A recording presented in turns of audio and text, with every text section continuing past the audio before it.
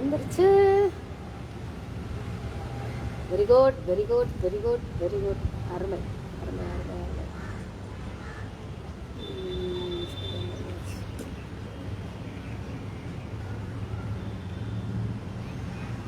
வந்துருக்கு, அப்பதான் பார்க்குறேன்.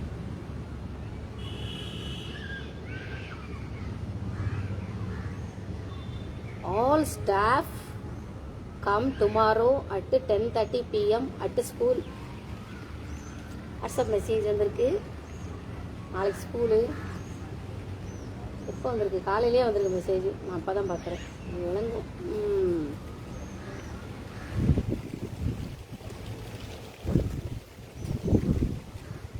அழகெல்லாம் முருகனே, அருளெல்லாம் முருகனே.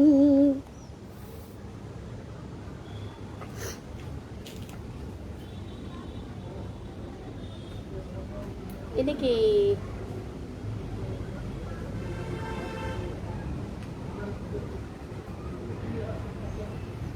எதை பற்றி பேச போறேன் அப்படின்னா 2 விஷயங்கள். ஆனால் 2க்கும் நேரம் இருக்காது.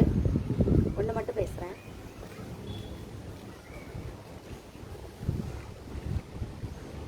ரொம்ப நேரம் போகணும். ஒரு அண்ணாவை கலெக்டர் ஆக்கின பற்றி பேசணுமா இல்லைன்னா சரி ஆய்குடி பற்றி பேசுவோம். தென்காசி மாவட்டத்தில் வந்து ஆய்குடி அப்படின்னு ஒரு ஊர் இருக்கு. ஆய்குடின்னு ஒரு ஊர். அந்த ஊரில் அப்படியே போய்கிட்டே இருந்தோம் அப்படின்னாக்கா அந்த ஆய்குடிக்குள்ள வந்து அமர் சேவா சங்கம், ஆ மா இர் சேவா ச இங்கும் அமர் சேவா சங்கம் அப்படின்னு ஒரு பெரிய இடம் இருக்கு. அது அந்த ஹேண்டிகேப்ட் உடல் ஊன மாற்றுத்திறனாளிகளுக்கான அது ஒரு ஸ்கூலு அமைப்பு, இலவசமாக சொல்லி கொடுக்கறது. அது ஒரு ட்ரஸ்ட்டு. எல்லார்கிட்ட இருந்து பணம் வாங்கி இவங்களுக்கு வந்து எல்லாம் பண்ணுவாங்க. அமர் சேவா சங்கம் அப்படின்னு அந்த சங்கத்தை, அந்த அமர் சேவா அப்படிங்கிறது அந்த ராமகிருஷ்ணன். இப்போ அந்த ராமகிருஷ்ணன் அங்கே இல்லை. அந்த ராமகிருஷ்ணன் ஒரு அண்ணா அந்த ஆக்சிடென்ட் ஆகி அந்த மேலேருந்து இதுலேருந்து கீழே வரைக்கும் கழுத்துலேருந்து உடம்பு வரைக்கும் உணர்வு இல்லாமல் இருக்கும். வீல் சேர்லேயே உட்காந்துருப்பாங்க. அந்த அண்ணா பேர் ராமகிருஷ்ணன். ஸ்கூலை விட்டே துரத்திட்டு அந்த ஆய்குடியில் அந்த வீட்டில் குடியிருக்கிறாங்க. அக்ரஹாரத்தில் அவங்க வீட்டில் குடியிருக்கிறாங்க. இப்போ அந்த அமர் சேவா சங்கம் உருவாக காரணமானது இந்த பாரதி, இந்த வெண்ணிலா, இந்த ஷியாமலா.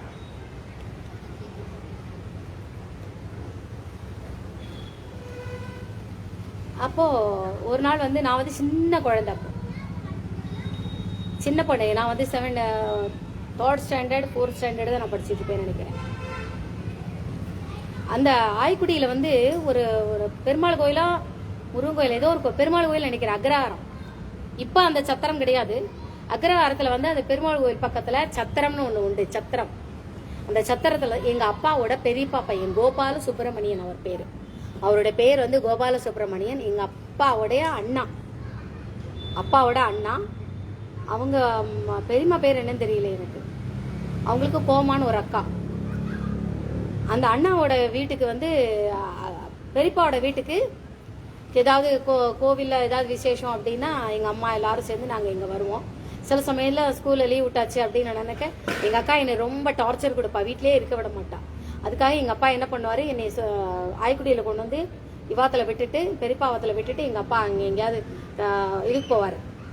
பெரிய சினிமா நடிகர் விசு அவருடைய ப்ரோக்ராம்கள், சினிமா ஷூட்டிங்கு, அது போக எங்கள் பெரியம்மா பையன், எங்கள் அத்தையோட பையன் உதயம்ராம், அவங்கள அத்தை பையங்களை பார்க்க போகிறது, அது ஃபங்க்ஷன் அது இதுன்னு எங்கேயா போகணுன்னா என்னை வந்து எங்கள் பெரியப்பா வீட்டில் கொண்டு விட்டுட்டு தான் எங்கள் அப்பா போவார். ஏன்னா அந்த அளவுக்கு எங்கள் அக்கா என்னை கொடுமைப்படுத்த வச்சு அப்பாடியே கூட வீட்டை விட்டு துரத்தி விட்டுருவா. தெருவா அலைஞ்சிக்கிட்டு இருப்பேன். அதனால என்னை கொண்டு விட வரும்பொழுது ஒரு தடவை நாங்கள் எல்லாரும் அங்கே உள்ள குழந்தைகள், இப்போ அந்த சத்திரம் கிடையாது, கவனம், இப்போ அந்த சத்திரம் கிடையாது. அப்போ இந்த சத்திரம் இல்லைங்கிறதுக்காக நான் சொல்கிற விஷயம் பொய்யாயிடாது. நான் சின்ன பொண்ணு. இப்போ வாசல் அந்த அக்ரஹாரத்து தெருவில் வந்து நிறைய பேர் வந்து விளையாடிக்கிட்டு இருப்பாங்க. பொண்ணுங்கள்லாம் விளையாடிட்டு இருப்பாங்க, குழந்தைகள்லாம், ஆம்பளை பசங்க பொண்ணுங்க பசங்க எல்லாரும் விளையாடுவோம். அதில் விளையாடிக்கிட்டு இருக்கும்போது எனக்கும் ஒரு பையனுக்கும் எப்போ பார்த்தாலும் சண்டை வந்துக்கிட்டே இருக்கும், ஒத்தே போகாது. அதில் வந்து நாங்கள் வந்து கலர் கலர் வாட் கலர் அப்படின்னு சொல்லும்பொழுது அந்த கலரோட பேரை சொல்லணும். அந்த அந்த சொல்கிறவன் அந்த கலர் பேரை சொன்னோடனே ப்ளூ அப்படின்னா ப்ளூ எங்கே இருக்குது அப்படின்னு தேடி நம்ம கண்டுபிடிச்சி அந்த கலரை போய் தொடணும். அந்த கலரை போய் தொடறதுக்குள்ளே இவன் வந்து இந்த நபர் வந்து நம்மளை வந்து தொட்டுருவா, அவுட் ஆயிரும். அது ஒரு விளையாட்டு. ஒவ்வொரு விளையாட்டாக ஒவ்வொரு கலராக சொல்லும்போது ப்ரௌன் அப்படின்பா, டார்க் ப்ளூம்பா, வைலட்டும்பா. நாங்கள் அந்த கலரை தேடி தேடி தேடி போவோம். போய் தொடறதுக்குள்ளே வந்து அவங்கள தொட்டுருவாங்க. அந்த பக்கம் வந்து பாய்ஸ் விளையாடிட்டு இருப்பாங்க, இங்கே இந்த பக்கம் கேர்ள்ஸ் விளையாடுவோம், அந்த பக்கம் பாய்ஸ் விளையாடுவாங்க. அப்படி நாங்கள் ஓடி விளையாடும்போது ஒரு பையனும் நான் டம்முன்னு மோதி 2 பேருக்கும் சண்டை. எப்போ பார்த்தாலும் சண்டை. ஆய்க்குடிக்கு வந்தாலே எனக்கு அந்த பையனை பார்த்தாலே பிடிக்காது, சண்டை வந்துக்கிட்டே இருக்கும்.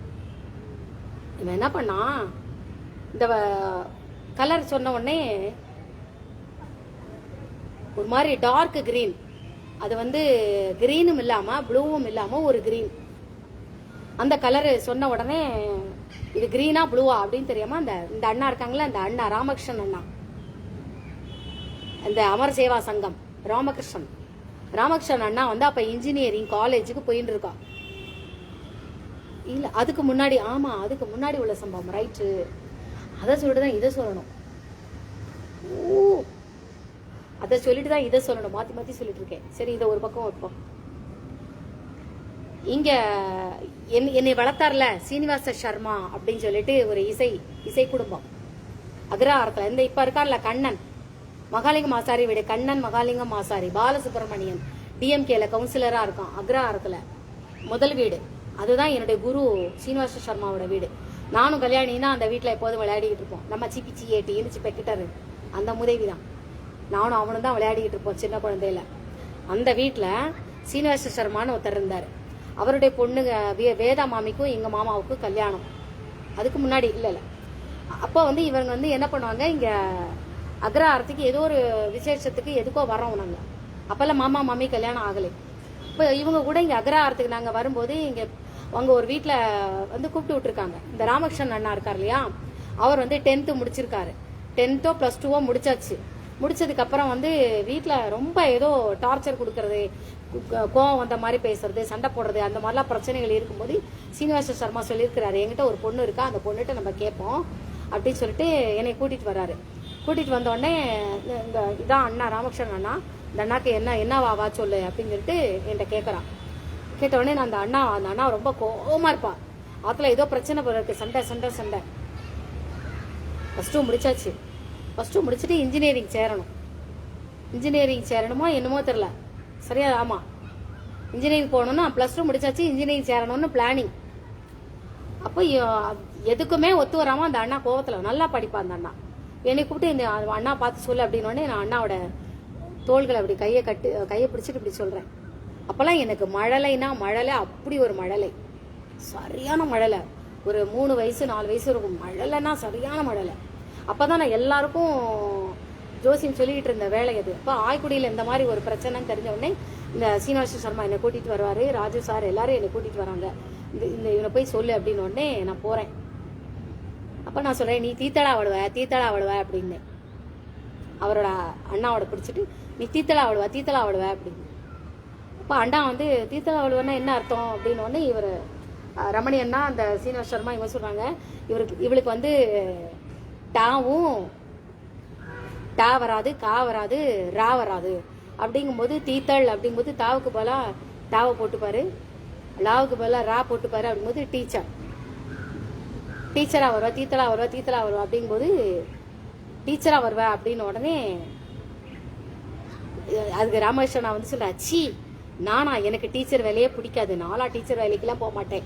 இந்த பொண்ணு சொல்றான்னு சொல்லிட்டு நாளா டீச்சர், இந்த பொண்ணெல்லாம் நாளா நம்பவே மாட்டேன், நான் இன்ஜினியரிங் தான் போறேன், எனக்கு இன்ஜினியரிங் தான் படிக்கணும். அப்பா வாத்துல கொஞ்சம் கஷ்டம் போல இருக்கு, இன்ஜினியரிங் படிக்க வைக்கணும், அது படிக்க வைக்கணும்னா கொஞ்சம் பணங்கள்லாம் நிறைய வேணும். அதுக்கு இவ சொல்ற மாதிரி டீச்சர் ட்ரைனிங் படிடா, பிஎட் காலேஜ் முடிச்சுட்டு பிஎட் ஏதாவது சரி, இல்லைன்னா டீச்சர் ட்ரைனிங் செய்யறேன் இவ எல்லாரும் சொல்றா. அண்ணா மாட்டவே மாட்டேன்ட்டா ராமகிருஷ்ணன். அண்ணா மாட்டேன், இவ சொல்ற இது என்ன பால் குடிக்கிறது கூட மறந்துட்டு வரல, இதெல்லாம் ஜோசியம் சொல்லுறது, நான் டீச்சரா போவேனா அப்படிங்கிற மாதிரி அண்ணா சொன்னோடனே எனக்கு மனசு ரொம்ப இதாயிருச்சு. அப்போ நான் சொன்னேன், யாருக்கு எந்த குழந்தைகளுக்கு டீச்சரா போவ அப்படின்னு கேட்கும்போது வந்து கால் இருக்காது, கை இருக்காது, நடக்க முடியாது, பேச முடியாது, அவளுக்கெல்லாம் தீத்தலா போவா அப்படின்னு. அவளுக்கு வந்து புரியல. ஊனமுற்றோருக்கா அப்படின்னு உடனே எனக்கு ஊனமுற்றோர்னா என்ன அர்த்தம்? அந்த அளவுக்குலாம் நமக்கு குழந்தை தானே, புத்தி கிடையாது. அந்த உடனே அண்ணன் கொஞ்சம் கோவப்பட்டா. போடி, நீ எல்லாம் ஒரு ஜோசியன்னு என்கிட்ட வந்து சொல்ல வந்துட்டா. நான் இன்ஜினியரிங் தான் போறேன். உடனே கோவப்பட்டேன். உனக்கு விதி உன்னை காலம் உன்னை அழைக்கிறது, நீ செய்த விதி உன்னை அழைக்கிறது. நீ டீச்சரா போ, நீ ஆரம்பத்திலேயே டீச்சரா போ, நீ டீச்சரா தான் போவ, நீ டீச்சரா. எனக்கு கோவம் வந்துருச்சு. சொல்லிட்டோடனே அதுக்குள்ளேயும் இவர் வந்து படான்னு என்னை இழுத்துட்டார். என்னோட குரு சீனிவாஸ் சர்மா படக்குன்னு இப்படி இழுத்துட்டு, அவன் சொல்றது நடக்கும், நீ டீச்சரா தான் போவ பாரு, அதுவும் ஊனமுற்ற குழந்தைகளுக்கு தான் நீ டீச்சரா போவ. அப்போ சில விதி உன்னை அழைக்கிறது, விதி உன்னை மாத்தாது, உன்னோட இது முடிஞ்சு போச்சு அப்படின்னு அண்ணாட்ட நான் என்ன அறியாமலே வேகமா கோவமா கத்திட்டு சொல்றேன். அதுக்குள்ளே அவன் அம்மாவா மாமாவா யாரோ ஓடி வந்து, ஐயோ இந்த குழந்தை கோவப்படுறது அப்படின்ட்டு என்னை இழுத்துட்டு வெளியில போயிட்டான். காலங்கள் சென்றன. அண்ணா வந்து இன்ஜினியரிங் சேர்ந்தாச்சு. எத்தனாவது வருஷங்கிறது எனக்கு சரியா ஞாபகம் இல்லை. இன்ஜினியரிங் சேர்ந்துட்டான். அப்பா நானும் ஃபர்ஸ்ட் இயர் முடிஞ்சாச்சு, செகண்ட் இயர் முடிஞ்சாச்சு. 5 வருஷம் இல்லையா இன்ஜினியரிங் போது முடிஞ்சாச்சு. நானும் வளர்ந்தாச்சு, எல்லாம் பண்ணியாச்சு. இங்க வரேன். இங்க அப்ப இதே தான் பிரச்சனை. இப்பதான் வரேன், இப்பதான் மெயின் பிக்சருக்கே வரேன். இப்போ ஆய்க்குடிக்கு வரேன். ஆய்க்குடிக்கு எங்க பெரியப்பா, போ ஹாஸ்டல்ல குழந்தைகளோட போய் விளையாடு போ அப்படின்ட்டாரு எங்க பெரியப்பா. அவரும் அந்த கோவில் பூஜை அது இது, நம்ம குழந்தை தானே, சின்ன குழந்தை தானே, கோவில் போய் டைம் மணி அடி, பக்தி கொடு, தியானம் பண்ணு, அதெல்லாம் நான் பண்ண கிடையாது. விளையாடிக்கிட்டே இருப்பேன். மற்ற குழந்தைகள் மாதிரி நானும் விளையாடுவேன், அதெல்லாம் பண்ணுவேன். விளையாடிக்கிட்டு இருக்கும்போதே எல்லாத்தையும் கண்டுபிடிவேன். கவனம் விளையாட்டுல இருக்கும். விளையாடுறேன்னா பேரை வந்து வேற எங்கேயோ இருக்கும் என் கவனம் எல்லாம். இந்த பாடம் எழுதிக்கிட்டே இருப்பேன், வேற எங்கேயோ கவனம் இருக்கும். அது பேர் கவன சிதறல் இல்லை, வேற. இது வேற. அங்க தூரத்துல என்ன நடக்குது, அங்க என்ன நடக்குது, இங்க நடக்குதுங்கிறத கரெக்டா அந்த டெல்லிலிங் அதை எடுத்துக்கிட்டே இருப்பேன். அப்போ அண்ணா வந்து நாங்க விளையாடிட்டு இருக்கோம், கலர் வாட்கள். இப்போ அண்ணா வந்து என்ன பண்ணினா, 3rd இயர்னு நினைக்கிறேன், 3rd இயர் முடிச்சுட்டு 4th இயர் சரியா ஞாபகம் இல்லை. அண்ணா வந்து லீவுக்கு வந்திருக்கா. லீவுக்கு வந்துட்டு மறுபடியும் ஊருக்கு போறா காலேஜுக்கு. அண்ணா எந்த ஊரும் தெரியாது, சென்னையா கோயம்புத்தூரா சேலமா அதெல்லாம் எனக்கு தெரியாது. அங்க வாசல்ல உட்காந்துட்டு இருக்கா. ப்ளூவும் இல்லை கிரீனும் இல்லாம ஒரு சட்டை அதை போட்டு உட்காந்துருக்கா. அப்போ இவ ப்ளூ கலர் அப்படின்னு சொன்னோடனே எல்லாமா சேர்ந்து அந்த அண்ணா சகுனம் பார்த்துட்டு உட்காந்துருக்கா. நல்ல நேரம் அம்மா பேகு சூட்கேஸு பேகு எல்லாம் எடுத்து வச்சுட்டு அண்ணா உட்காந்துருக்கா. மாமி நின்றுட்டு இருக்கா, 9 கஜ புடவையும் கட்டிட்டு இப்படி சகனம் பாக்குறது இப்படி நின்றுட்டு இருக்கா. அவ தம்பியோ யாரோ பக்கத்துல இந்த பக்கம் நிக்கிறா. அண்ணாவோ தம்பியோ நிக்கிறாரு. சரி கிளம்பலாமா அப்படின்னு இது பண்ணிட்டு இருக்கோம். இந்த குழந்தைகள் எல்லாம் மொத்தமா போய் அந்த அண்ணா முதல்ல அந்த மாமி மேல போய் விழுந்ததுகள். அந்த ஏதோ பிரவுன் சொன்னோடனே மாமியை போய் தொடு. நான் மட்டும் தொடவே இல்லை. படக்குன்னு லேச புடவை தொட்டு படக்குன்னு விழுந்து எல்லாம் போய் அப்பு. எனக்கு அது பிடிக்காது. புடவை தானே தொடுக்க லேசா தொட்டுட்டு தொடர மாதிரி தொட்டு ஓடி வந்துடணும். எல்லாம் போய் அப்போ குழந்தைகள் தானே. எனக்கு ஒருத்தர போய் தொடறது இது பண்றது எனக்கு பிடிக்காது. விளையாடினாலும் டிஸ்டன்ஸ்லேயே இருப்பேன் நான். அப்போ இவன் அண்ணா ப்ளூ கிரீன் அப்படின்னு இது ப்ளூவா கிரீனா அப்படிங்கிற குழப்பத்திலேயே நான் இங்க வந்து ஓடி வந்து தொடவும், அந்த பையன் இருக்கான அந்த பையன் ஓடி வந்து தொடவும், இப்படி இது பண்ணவும் 2 பேரும் மோதியாச்சு. இல்லையே முதல்ல ப்ளூவா ப்ளூயிஷ் இல்ல, முதல்ல வந்து அண்ணா வந்து சாக்லேட் கலர் சட்டையை போட்டிருந்தா அண்ணா உட்காண்டிருந்தா. இல்ல ஐஸ்கிரீம் கலர் சட்டையை போட்டு அண்ணா உட்காண்டிருந்தா. ஐஸ்கிரீம் கலர் அப்படின்னு உடனே எல்லாருமா போய் அண்ணாவை போய் தொட்டுட்டோம் இல்ல டோம் இல்ல தொட்டுட்டாங்க. நானும் ஓடி போனேன். எல்லாரும் போய் அப்புனாங்க. ஆனா நான் அப்பலை. கொஞ்சம் எல்லாரும் அவன் தொட வரான்னு தெரிஞ்ச விட படக்குன்னு அண்ணாவோட கையை தான் நான் பிடிச்சேன், வந்து சட்டையை தொடலை. இதுவெல்லாம் போய் சட்டையை தொட்டுருச்சு. சட்டையை தொட்டுட்டு படக்குன்னு விலகிருச்சு. நான் மட்டும் அண்ணாவோட கையை மட்டும் பிடிச்சிட்ட உடனே எனக்கு ஒரு மாதிரி அப்படியே தோணுச்சு, சர்றன்னு தோணுச்சு. அண்ணாவுக்கு ஏதோ ஆபத்து இருக்கே அப்படின்னு பார்க்கும்போது, இந்த அண்ணாவா நம்ம வந்து நீ தீத்தலா போப்பலன்னு சொல்லி நம்ம சொல்லிட்டு இருந்தோம் போய், ஓ இது இந்த அண்ணாவா. இப்ப நம்ம சொன்னது என்னது, ஊனமுற்றோருக்கு டீச்சரா வருவேன் அப்படின்னு சொன்னோம். அந்த அண்ணா மாட்டேனாலே. அண்ணா நீங்க என்ன படிக்கிறேன் அப்படின்னு, நீங்க என்ன படிச்சுட்டு இருக்கேன் காலேஜ்ல அப்படின்னோடனே அண்ணா இன்ஜினியரிங் அப்படின்னு. இன்ஜினியரிங்னா என்ன நமக்கு புரியுமா ஓ அப்படின்னு ரொம்ப ரொம்ப புரிஞ்ச மாதிரி நான் வந்துட்டேன். ஓ பக்கத்தில் உள்ள ஒரு பையன்கிட்ட கேட்குறேன், இன்ஜினியரிங்னா டீச்சர் வேலையா அப்படின்னு கேட்குறேன். உடனே அந்த பையன் அதுக்கு ஒரு சிறு இன்ஜினியரிங்னா என்னன்னு கூட உனக்கு தெரியல. என்னமோ இவன் பெரிய ஆங்கிலேயனுக்கு பிறந்த மாதிரி. அது கட்டுறது கைமண் அளவு, கல்லாதது உலகளவு. நமக்கு தெரிந்தது நம்ம கண்ணுக்கு தூரம், நம்ம கண் பார்வை எந்த அளவுக்கு தூரத்துக்கு எட்டுதோ, தூரத்துல அளவுக்கு எந்த அளவுக்கு தெரியுதோ, அதை சுற்றி உள்ள வட்டம் வரைக்கும் தான் நமக்கு தெரியுமா. அந்த புள்ளியிலிருந்து ஆரம்பிச்சு அந்த வட்டம் வரைக்கும் தான் நமக்கு தெரிந்த அறிவு. வானத்தை நோக்கி நம்ம மேல பாக்குறோம், நம்மளுடைய கவனத்தினுடைய புள்ளி எங்க வரைக்கும் தொடுதோ அது வரைக்கும் தான் நமக்கு உண்டான அறிவாம். இவன் அப்படி அந்த மாதிரி சொல்லி சிரிச்சிட்டான். அப்ப இன்ஜினியர்னா டீச்சர் வேலையா இல்லையா, அதை மட்டும் முதல்ல சொல்லு அப்படின்னு. அதுக்கு இவன் இன்ஜினியரிங் ஆகி டீச்சராகவும் ஆகலாம், சொல்லிக் கொடுக்குற இன்ஜினியரிங்னா என்ன டீச்சரா முதல்ல சொல்லு அப்படின்னு. அதுக்கு இன்னொரு பொண்ணு ஓடி வந்து, இன்ஜினியரிங்னா இந்த இன்ஜின் வண்டியெல்லாம் ஓட்டுவா இல்லையா, அதுதான் இன்ஜினியர். இவன் அதுக்கு மேலே யாரை செய்யும் அவனு. ரொம்ப நல்லது, நீங்கள் 2 பேரும் ஒன்றும் சொல்ல வேண்டாம், நீங்கள் போங்க அப்படின்ட்டு நான் போயிட்டேன். இப்போ இன்ஜினியரிங்னா என்ன அர்த்தம் தெரியல. டீச்சரா, டீச்சர் வேலைக்கு என்ன படி, அவ்வளோதான் மண்டையில வாசல. ஆனால் என்ன நானே அறிவாளி அறிவாளி அறிவாளின்னு சொல்லிக்குவேன். என்ன பண்ணுறது அப்படின்னு பார்க்கும்போது, இன்னும் நல்லா உத்து பார்க்கும்போது தான், ஐயோ இந்த அண்ணாவுக்கே ஆக்சிடென்ட் ஆக போதே, ஊனம் அண்ணா அண்ணா அண்ணா அண்ணா அப்படின்னு சொல்லிட்டு மறுபடியும் அண்ணாவை போய் இப்படி தொடுறேன். தொட்டுட்டு மறுபடியும் பிடிச்சிட்டு இப்படி கையை இப்படி பிடிக்கிறேன். சொல்லிட்டு என்னமோ எனக்கு தோணுச்சு. டக்குன்னு இப்படி தலையில இப்படி கை வச்சேன். அண்ணா அவங்க தலையில என்னமோ இருப்பாரு, தலையில பூரா என்னத்தையோ போட்டு போயிட்டு அப்படி தலையை இப்படி தொட்டேன். இப்படி தலையை தொட்டுட்டு இந்த பின்மண்டையும் இப்படி தொட்டேன். இப்படி தொட்டுட்டு போகும்போது மூளைக்கெல்லாம் ஒன்றும் பாதிப்பு இல்லை. அப்புறம் திருப்பியும் ஷோல்டர் இப்படி தொட்டுட்டு பார்க்கும்போது, ஓஹோ ஃபுல் பார்ட்டே போக போகுது, உங்க மண்டை மட்டும் இதாக இருக்க போகுது. என்னவோ தெரியல, எனக்கு ஏதோ ஆபத்து மாதிரி காட்டுதேன்னு சொல்லிட்டு நான் மனசு நொந்து போய் இப்படி உட்கார்ந்துட்டே இருக்கேன். அதுக்குள்ளேயே இந்த குழந்தை எல்லாம் சேர்ந்து அப்பிச்சு இல்லையா, அப்படின்னு உடனே மாமி உள்ளேருந்து வரா. உள்ளேருந்து வந்த உடனே ஓ முதுகுக்கு பின்னாடி பூரா அந்த குழந்தையில அப்பி விட்டுட்டு போயிருக்க, ஒரே அழுக்கு. டேய் ரமகிருஷ்ணா, நீ உள்ள போயிட்டு வேற சட்டையை மாத்தின்னு வாடா அப்படின்னு உடனே அண்ணா போயிட்டு ப்ளூயும் கிரீனும் இல்லாம ஒரு சட்டை போட்டுன்னு வந்தா. வந்துட்டு வாசல வந்து உட்கார்ந்த உடனே மறுபடியும் இதுகள் சும்மா இருக்காம ப்ளூ கலர் கிரீன் கலர்னு ஏதோ ஒன்று சொல்லிட்டா. சொன்னா மறுபடியும் இதான் ஜாக்குன்னா அண்ணா பிடிக்கலாம் அப்படின்ட்டு, இது ப்ளூவா கிரீனா, அவ என்ன சொன்னாலும் சரி, இது ப்ளூவா இருந்தாலும் சரி கிரீனா இருந்தாலும் சரி, நம்ம இதை போய் வேணுக்குட்டே போய் தொடுவோம் அப்படிங்கிற மாதிரி நான் வேணுக்குட்டே ஓடி போய் தொடும்போது, அந்த பையன் என்கிட்ட சண்டை போட்ட பையன் இருக்கானே, அவன் வந்து என்ன பண்ணா, உனக்கு ப்ளூவும் தெரியல, அவன் ப்ளூ சொல்றா, நீ கிரீனை போய் தொடுற அப்படின்னா. இடி இது கிரீனா இது ப்ளூவா அப்படின்னு, இதுல கிரீனும் இருக்கு அப்படின்னு. இந்த பையன் எப்ப பார்த்தாலும் என் வம்புக்கு வந்துகிட்டே இருப்பான். அவன் ஓடா அப்படின்னு நான் போய் அண்ணா போய் இப்படி தொட்டேன். தொட்ட உடனே மறுபடியும் அதே மாதிரி காட்டிட்டு எப்படி ரொம்ப டல்லா அப்படி என்ன பண்ணலாம் அப்படின்னு சொல்லும்போது, இந்த பையன் என்ன பண்ணினா, இந்த பையன் தம் தம் தம்னு முதுகுல என்ன ஒரு அடி அடிச்சான்.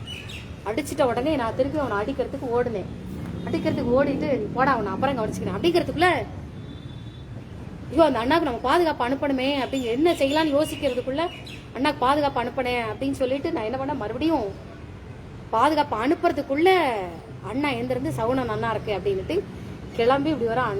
எந்த பையன் இப்படி கிழக்க பார்த்து துரத்திட்டு வரானா, மறுபடியும் நான் அவனை அடிக்கிறதுக்கு கிழக்க பார்த்து துரத்திட்டு போறேன். இவன் என்ன அடிச்சிட்டான், கிழக்கிறதுக்கு அடிக்கிறதுக்கு. அப்பதான் மேடம் இந்த நம்ம அடிதடி நமக்கு தேவையா, அவன் நம்மளை அடிச்சா என்ன, மறுபடியும் நம்ம அடிக்கிறதுக்கு துரத்தணுமா, இது நமக்கு தேவையா அப்படின்னு அந்த ஃபீலிங் எனக்கு வந்தது.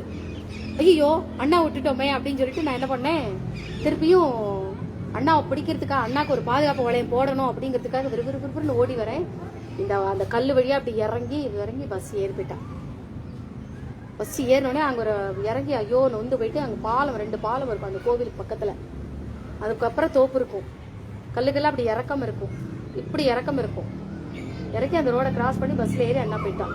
அப்புறம் அந்த பாலத்து மேல ஏறி உட்காந்துட்டு அப்படி உட்காந்து பார்த்துக்கிட்டே இருந்தேன். கொஞ்சம் நம்ம அந்த பவரை அனுப்பி அண்ணாக்கு பாதுகாப்பு கொடுத்துருக்கலாமே, எல்லாம் இந்த பையனால தான் வந்தவன. வந்தோடனே மறுபடியும் அந்த பையன் வந்தான், எல்லாம் உன்னால தான்டா, அண்ணாவுக்கு ஆபத்து இருக்குன்னு சொல்லி காப்பாற்றணும்னு நினைக்கும் போது நீ இந்த மாதிரி பண்ணிட்டியடா அப்படின்னு. சரிதான், உன்னை எல்லாரும் பைத்தியம் சொல்றது சரிதான் அப்படின்ட்டு மறுபடியும் என்னை கேள்வி பண்ணிட்டு போயிட்டான்.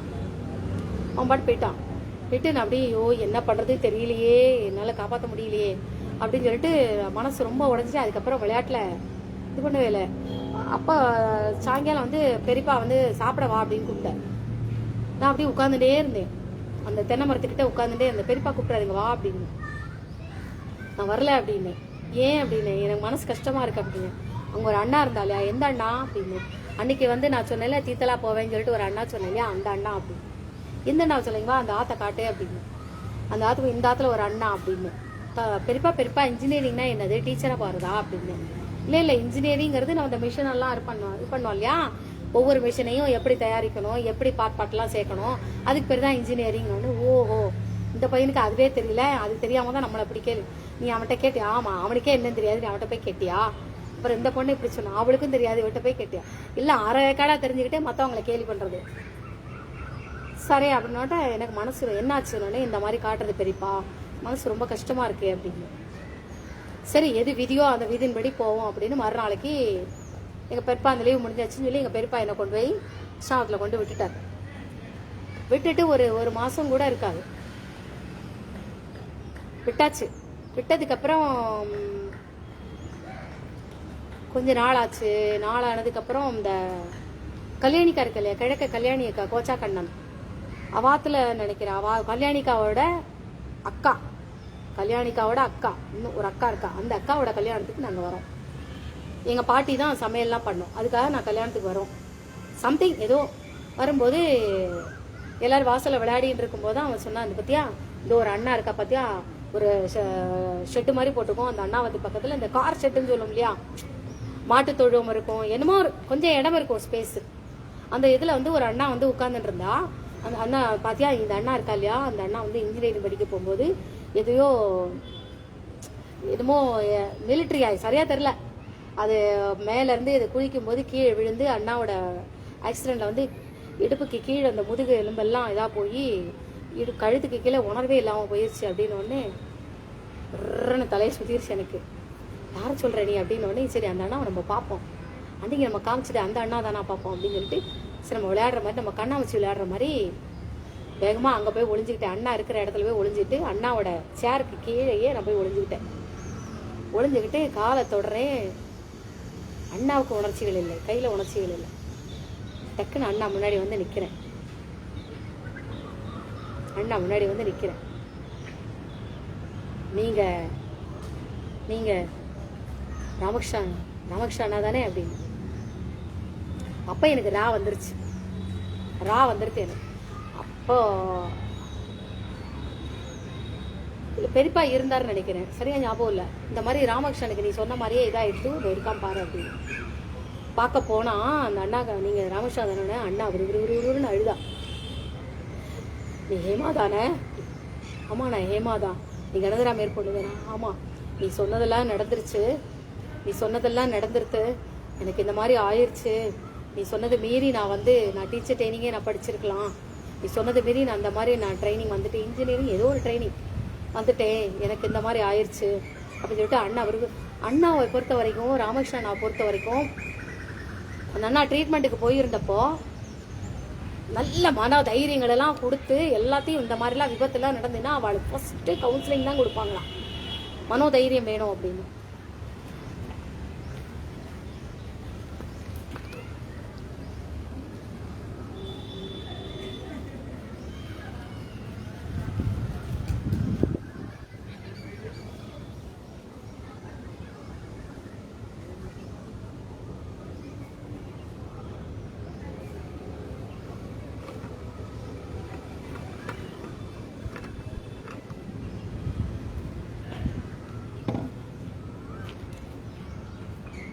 அப்போது எல்லோரும் கவுன்சிலிங் கொடுத்து வச்சுருக்காங்க அண்ணாக்கு. கவுன்சிலிங் கொடுத்த உடனே அண்ணா யார் வந்து பார்த்தாலும் சரி, அண்ணாவை பார்க்க யார் வந்தாலும் சரி, அண்ணா தைரியமாக இருப்பான்.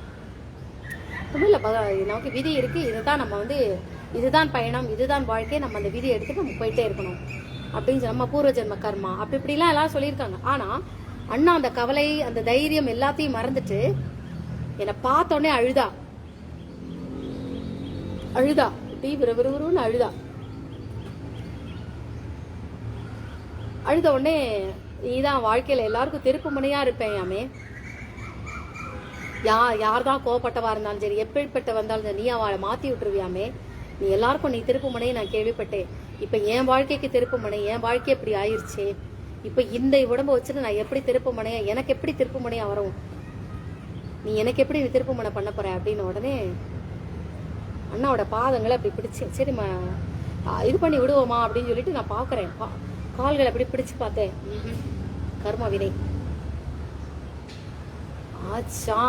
தோளெல்லாம் பிடிக்கும் போது அண்ணா செய்த வினை என்னங்கிறது எனக்கு தெரிஞ்சுச்சு. அதை நம்ம இப்ப சொல்லக்கூடாது, இது ரகசியம். இதை நம்ம சொல்லிட்டோம் அப்படின்னா போலியான ஜோதிடர்கள் வாட்ச் பண்ணிட்டு எங்கேயோ யாருக்கோ சொல்ல வேண்டியது போய் எல்லாருக்கும் அதை போய் சொல்லிட்டு பரப்பின்னு இருப்பா. அவன் சொல்றது எப்படி, இந்த காலராக்காரனுக்கு வந்து காலரா நோய் உள்ளவனுக்கு வந்து மஞ்சக்காமால மருந்து கொடுப்பாங்களே, அந்த மாதிரி தான் நிறைய போலியான ஜோதிடர்கள் வந்து இருக்கிறாங்க நிறைய பேர். அதனால இப்போ நான் அந்த ரகசியத்தை சொல்லிட்டேன் அப்படின்னா தப்பான பின் விளைவுகள் ஏற்படும். ஆனால் ரகசியத்தை நான் சொல்லலை. இப்போ இது பண்ணணுமே, என்ன பண்றது, உணர்வச்சு இருக்குது. இப்போ உணர்வச்சு உள்ளதை உள்ளதா மாற்றணும் அப்படின்னா அவனுக்கு விதி என்னங்கிறத கண்டுபிடிக்கணும். அப்படின்னா இவனுக்கு அதை மாற்றணும்னா என்ன பண்றது, ஈர்க்கணும். ஏதோ ஒன்றை நாம் ஈர்த்தால் மட்டும்தான் இந்த ஒரு விஷயம் இருக்கு, இந்த ஒரு விஷயத்தை இது ஈர்க்கணும் அப்படின்னா என்ன பண்ணணும், புரிய மாட்டேங்குதே. ஆனா அந்த வரேன் அப்படின்னு சொல்லிட்டு இப்படி சுத்தி இப்படி பார்த்தேன். தெருவை விட்டு இப்படி வெளியில வந்துட்டு இப்படி பார்த்தேன். நேரம் அந்த சேரி மக்கள் இருக்கக்கூடிய பக்கம் எங்க இருக்குன்னு தெரியல எனக்கு. அப்பதான் வந்தது தெய்வம் மாதிரி ஒரு பொண்ணு, அதாவது பங்காரு வாலான்னு சொல்லுவாங்க இல்லையா, அந்த ஒரு பொண்ணு என்ன பண்ணிட்டு அந்த பின்னாடி அந்த ரோட்ல அந்த பேப்பர் பிளாஸ்டிக் இதெல்லாம் வந்து பொறுக்கி போடுவாங்க இல்லையா, அதுவும் ஒரு ஜாதி தாங்க. அது கீழ்த்தரமான தொழில் இல்லை. அவங்க பாக்குறதுக்கு தான் அழுக்கா இருக்கும். மனசு கெட்ட எண்ணமா இருந்தா வச்சு செய்யணும், போட்டு பொழக்கணும். ஆனா தொழில நீ கேவலமா நினைக்க கூடாது, அதுவும் தொழில் தான். அப்போ அதுல இருந்து வரும்பொழுது அந்த பொண்ணு வந்து என்ன பண்றா, கையில நீளமா ஒரு குச்சி மாதிரி ஒண்ணு வச்சிருக்கா. குச்சி மாதிரி ஒண்ணு வச்சுட்டு அதுல வந்து இரும்பு காந்தம் வச்சிருக்கா. இந்த காந்தம் ஒண்ணு வச்சிருக்கா. அந்த காந்தத்தை வச்சுட்டு இப்படி குச்சியால இப்படி கேட்கிறா. பண்ணும்போது அங்கங்க இருக்கக்கூடிய இரும்பு ஆணி இது ஏதாவது கிடந்ததுன்னா அதெல்லாம் டப்புன்னு ஒட்டிக்குது. அது எல்லாத்தையும் இப்படி எடுத்து கலெக்ட் பண்ணி தன்னோட பைக்குள்ள போட்டுக்கிறா. கொஞ்சம் சேர்ந்த உடனே அதை போய் இரும்பு கடையில போட்ட உடனே அதுல பைசா கிடைக்கும். அப்ப அந்த விஷயத்த மட்டும் நான் நோட் பண்ணேன். இதுக்கு என்ன தத்துவம், இது இப்ப அண்ணாக்கு இது பண்ணணுமே அப்படின்னு சொல்லிட்டு நான் அந்த பொண்ணுகிட்ட அப்படியே போனேன். இங்கேருந்து ஓடி போற மாதிரி தடன்னு ஓடுற மாதிரி ஓடி அந்த பொண்ணை அப்படி டங்குன்னு ஒரு இடிச்சுட்டு அந்த பக்கம் ஓடினேன். உடனே அந்த பொண்ணு ஏப்ல பார்த்து போக முடியாதோ உனக்கு அப்படின்னு சொல்லிட்டு அந்த பொண்ணு சொல்லுது. திருப்பி அந்த பொண்ணுகிட்ட வந்தேன். வந்துட்டு அந்த பொண்ணோட தோள்களை அப்படி பிடிச்சேன், புஜங்க கையை பிடிச்சேன். மேலே பட்டுச்சா, நான் தெரியாம பட்டேன் மன்னிச்சுக்கோ, தெரியாம பட்டேன்னு சொல்லிட்டு காலை அப்படி பிடிச்சிக்கிட்டேன். 2 பாதங்களையும் இப்படி பிடிச்சேன். தெரியாம பட்டேன் மன்னிச்சுக்கோ, மேலே பட்டுச்சா, தெரியாம பட்டேன் மன்னிச்சுக்கோ. புரிஞ்சிச்சு எனக்கு. அதாவது உணர்வு இல்லாத ஒன்றை அவனுக்கு அந்த விதி என்னன்னு கண்டுபிடிக்கிறதுக்காக, அவன் செய்த இது என்ன கண்டுபிடிக்கிறதுக்காக இவ்வளவு கூட்டம் பண்ணியிருக்கேன். ஏன்னா உணர்வச்சு போய் இருக்குது, உச்சியிலேருந்து உள்ள அந்த இடுப்புக்கு கீழே உணர்வச்சு போய் இருக்கிறதுனால அது என்ன கர்ம வினைன்னு கண்டுபிடிக்கிறதுக்காக இந்த விஷயத்த நான் பண்ணிட்டு அப்புறம் தான் எல்லாத்தையும் நான் மாத்தி சொல்லுவேன். வந்து அந்த அண்ணா இப்படி பிடிச்சு பார்க்கும்போது சர்றன்னு எனக்கு கிடைச்சிருச்சு. அதாவது காந்தத்தினுடைய ஈர்ப்பு எங்கோ காணாம போய் அங்கெங்கோ சிதறி கிடைக்கக்கூடிய அந்த இரும்பை இந்த காந்தமானது தேடி போய் ஈர்க்கிறது. தேடி போய் பிடிச்சிட்டு இந்த இருக்கு பாரு அப்படிங்கிற மாதிரி இது பண்ற மாதிரி அண்ணா செய்த கர்ம வினை என்ன, உணர்வுகள் அச்சு போய் இருக்கிறது. அதுக்குத்தான் நம்ம வந்து பஞ்சபூதங்கள், அந்த நவக்கிரகங்கள், சித்தர்கள், தேவாதி தேவர்கள், அப்புறம் உயிர் உள்ளவை உயிரற்றவை அப்படிங்கறதெல்லாம் வரும்பொழுதுதான் இங்க வருது பாயிண்ட். உயிர் உள்ளவையோடு பேச இங்க நல்ல கவனமா இருங்க. இதுக்குண்டான விளக்கத்தை விஞ்ஞானிகள் தான் குடிப்பாங்க, விஞ்ஞானிகள் தருவாங்க. இது சம்பந்தப்பட்ட ஆராய்ச்சியாளர்கள் மட்டும்தான் இதுக்குண்டான விளக்கத்தை தர முடியும். கண்ட புறம்போக்கெல்லாம் அந்த அறவே கிட்டத்தனமா படிச்சுட்டு புக்க படிச்சுட்டு வந்தவங்கலாம் இதுக்கெல்லாம் விளக்கம் சொல்லக்கூடாது. உயிர் உள்ளவற்றோடும் பேசலாம், உயிர் அல்லாதவற்றோடும் பேசலாம். அதாவது உயிரற்ற பொருட்கள் இருக்கு இல்லையா, கல், இந்த மண், இதுக்கெல்லாம் உயிர் கிடையாது. ஆனால் அந்த கல்லோ அந்த மண்ணோ அதன் மூலம் நாம் ஒரு விஷயத்தை நாம் பெற்றுக்கொள்வோம்னா அது உயிருள்ளதா. அந்த மண்ணுன்னு ஒன்று இருக்கிறதுனாலதான் தாவரங்கள் வெளிச்சத்துக்கு வருது. அப்போ உயிரற்றதன் மூலமாக உயிருள்ளது உருவாகுது. அப்ப அதை உயிரற்றதுன்னு எடுத்துக்கிறியா, உயிர் உள்ளதுன்னு எடுத்துக்குவியா? வருதா பாயிண்ட்? உயிர் உள்ளதோடும் பேசலாம், உயிர் அற்றதோடும் பேசலாம், உயிர் இருந்தும் உயிர் இல்லாததோடும் பேசலாம், உயிர் இல்லை ஆனா உயிரோடு இருக்கு அதோடும் நாம் பேசலாம், உயிர் இல்லையே ஆனா அதுக்கு உயிர் இருக்கே அதோடும் நாம பேசலாம். இந்த ரெண்டுமே இல்ல, உயிர் இருக்கு ஆனா உணர்வு இல்லாமல் இருக்கு, அந்த உணர்வு அப்படிங்கிறது இல்லாமல் இருக்கு, செத்ததான் ஆனா அது செத்து போல. உணர்வுகள் இல்லை ஆனா அது செத்து போன நிலைமைக்கு சமமானது எங்க வருது பாருங்க. அவரவர் நம்ம செய்யறோம். இது எல்லாம் எதோடு தொடர்புனா அந்த காமம், செக்ஸ். இறைவன் கொடுத்த ரதி மன்மதன் அந்த காதல் காமம் உணர்வானது முறையானதாக மட்டும்தான் இருக்கணும், முறை உள்ளவர்களோடு மட்டும்தான் இருக்கணும். இப்ப சாப்பாடுன்னு ஒண்ணு இருக்கு. நம்ம பஜாருக்கு போறோம், பஜாருக்கு போயிட்டு இருக்கோம். பஜார்ல போனோம்னா நிறைய நமக்கு தேவையான பொருள்கள்லாம் இருக்கும், சாப்பாடெல்லாம் நிறைய இருக்கும். ஒருத்தன் பஜ்ஜி வித்துட்டு இருப்பான், ஒருத்தன் சாப்பாடு ஹோட்டல் இருக்கும், அது இருக்கும். அவன் வித்துட்டு இருக்கான், திறந்த மேனிக்கு தான் வித்துட்டு இருப்பான், பார்வைக்கு தான் வித்துக்கிட்டு இருப்பான். இல்லை இங்கே ட்ரெஸ் இருக்கும், நமக்கு ட்ரெஸ் இருக்கும், நம்ம போய் எந்த இருக்கேன்னு சொல்லிட்டு போய் எடுத்துக்க முடியுமா? அதுக்குண்டான பொருளை நம்ம கொடுத்தாதான் நமக்கு தருவோம். அதுபோல் நமக்கு தேவை இருந்தால் மட்டும்தான் வாங்கணும். நமக்கு கண்ணுக்கு எட்டிய தூரமே இல்லாமல் இருக்கு, ஆனால் நம்ம போய் அதை எடுக்க முடியாது. ஏன்? நமக்குன்னு ஒரு கட்டுப்பாடு இருக்கு. இது நம்முடையதல்ல, இது வியாபாரத்துக்காக இருக்கிறது, இது நமக்கு தேவையானதல்ல. அப்படி தேவையானதாக எடுக்கிறதா, தேவைன்னா எடுக்கிறோம்னா அதுக்கு ஈடான ஒரு பொருளை நம்ம கொடுக்கணும் அப்படிங்கிற அந்த நமக்குள்ள கட்டுப்பாடு வருது இல்லையா? அதே மாதிரிதான் காமத்துக்கும் நமக்கு உண்டு, காமத்துக்கும் உண்டு. நமக்கு காம உணர்வுகள் வரும்பொழுது இன்னாரோடு தொடர்பு கொள்ளலாம், இன்னாரோடு தொடர்பு கொள்ளக்கூடாது. உடனே இதை ஜாதியெல்லாம் நீ இருக்கக்கூடாது, இதை நீ ஜாதி இருக்கக்கூடாது. நான் இங்க முறையானதை பத்தி பேச வரேன், நீ இதை ஜாதியோட முடிச்சு போடக்கூடாது. சரியா? நமக்கு பொருத்தமானதோட மட்டும்தான், நமக்கு சம்பந்தமா, நமக்குன்னு ஒரு மனைவி, நமக்குன்னு ஒரு வாழ்க்கை துணை, அதோடு மட்டும்தான் நாம இருக்கணும்.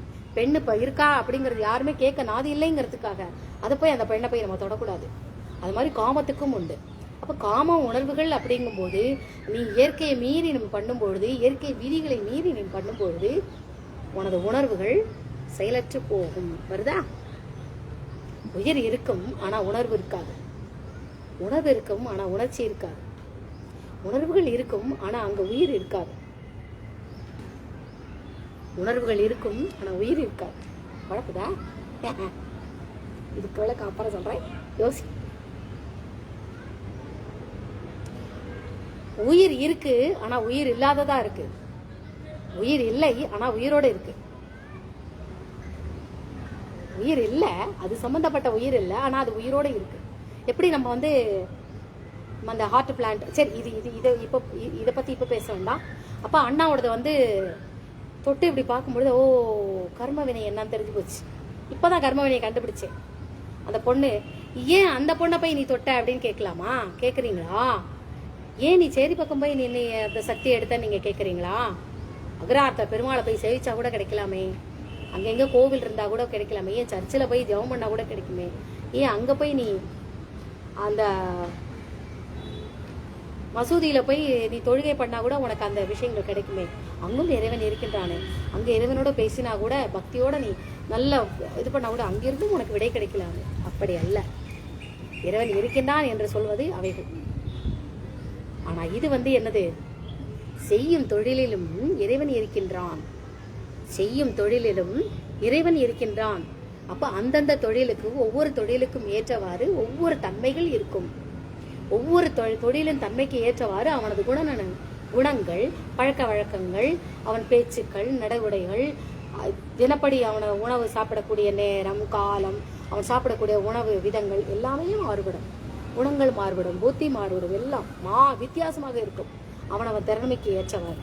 அப்போ இவனுக்கு உண்டான அந்த காரணம் என்ன அப்படிங்கறத கண்டுபிடிக்கணும்னா, தொழிலே முக்கியம், கடவுள் இல்லை, கடவுளை வணங்க கூட அவனுக்கு நேரம் இல்லை, நமக்கு தொழில் தான் முக்கியம் அப்படின்னு இருக்கிற மாதிரி அங்க அவனை போய் தேடி பிடிக்கும், அங்க போய் எடுக்கணும்.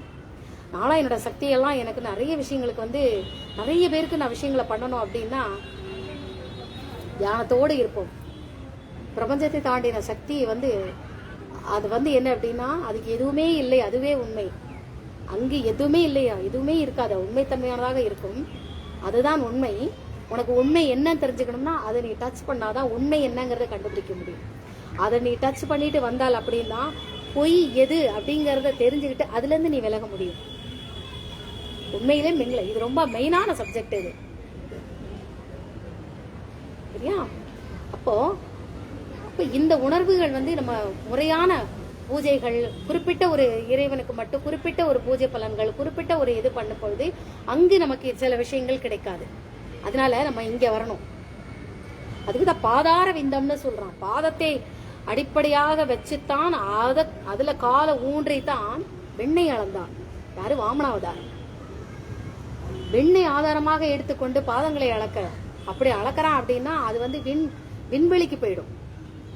அங்கிருந்து நவகிரகங்கள்ல இருந்து கிரகங்கள்ல இருந்து இது பண்ணும். அது அப்துல் கலாம். அப்துல் கலாம் பத்தி அப்புறம் பேசுறேன். அப்துல் கலாமுக்கும் நான் தான் டர்னிங் பாயிண்ட். அவர் போயிட்டு இருக்கிற பாறை வேற, உன்னுடைய பாதை இதுவல்ல. அவருடைய லட்சியம் வேற, அவருடைய கனவு வேற, ஆனா திருப்பி விட்டது வேற.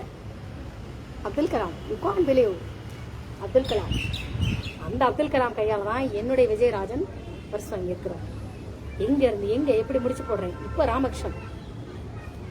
அப்போ இந்த இது சாதாரண மேட்டர் இல்லைங்க. அண்ணா ஒரு உணர்வு இல்லாத ஒருவனிடம் இவன் ஏன் இப்படி செய்தான், இவனுக்கு எந்த மாதிரி ஒரு திருப்பு முனை கொண்டு வரணும் அப்படிங்கறத தெரிஞ்சுக்கிறதுக்கு தான் நான் இவ்வளவு சப்ஜெக்டும் நான் பேசிட்டு இருக்கிறேன். இவ்வளவு நான் அதுக்கு தான் பேசிட்டு இருக்கிறேன். டக்குன்னு சொல்லி முடிச்சுட்டு போயிட்டே இருக்க முடியாது. எப்ப பார்த்தா அப்படின்னு வெட்டி பந்தா பண்ணிட்டு போவேனே, அந்த வெட்டி பந்தா பண்ணிட்டு போகக்கூடிய மேட்டர் இதல்ல. இப்ப இதை தெரிஞ்சுக்கணும் அப்படிங்கறதுக்காக தான் அந்த தொழில். எந்த தொழில்? அப்ப என்ன பண்றாங்க? நான் வந்து எப்பயுமே சக்தி எடுக்கணும் அப்படின்னு நான் நினைக்க, தொழிலே தெய்வம், செய்யும் தொழிலையே தெய்வம்னு முங்கி இருக்காங்க பாருங்க அந்த சேரி மக்கள். கடவுள் நம்பிக்கை இருக்காது, கடவுள் நம்பிக்கை இருக்காது. எங்களுக்கு எங்க செய்யற தொழில் தான் முக்கியம். அதுல நாங்க நேர்மையா போவோம். அதுலயும் கெட்டவன் இருக்கான், கெட்டவனை விடு, நல்லவனை பத்தி மட்டும் தான் நான் பேசுறேன். செய்யும் தொழிலே தெய்வம், அதுல நம்ம நேர்மையா இருக்கணும், சரியான பாதையில போகணும் அப்படிங்கிற அந்த மக்களும் சேரியில நிறைய பேர் இருக்கிறாங்க. 98 பேர் அப்படிதான் இருக்கிறாங்க. அந்த 2% பண்ணக்கூடிய அந்த கெட்டவனை வச்சுக்கிட்டு நீ மொத்தமா முத்திர ஊத்துற.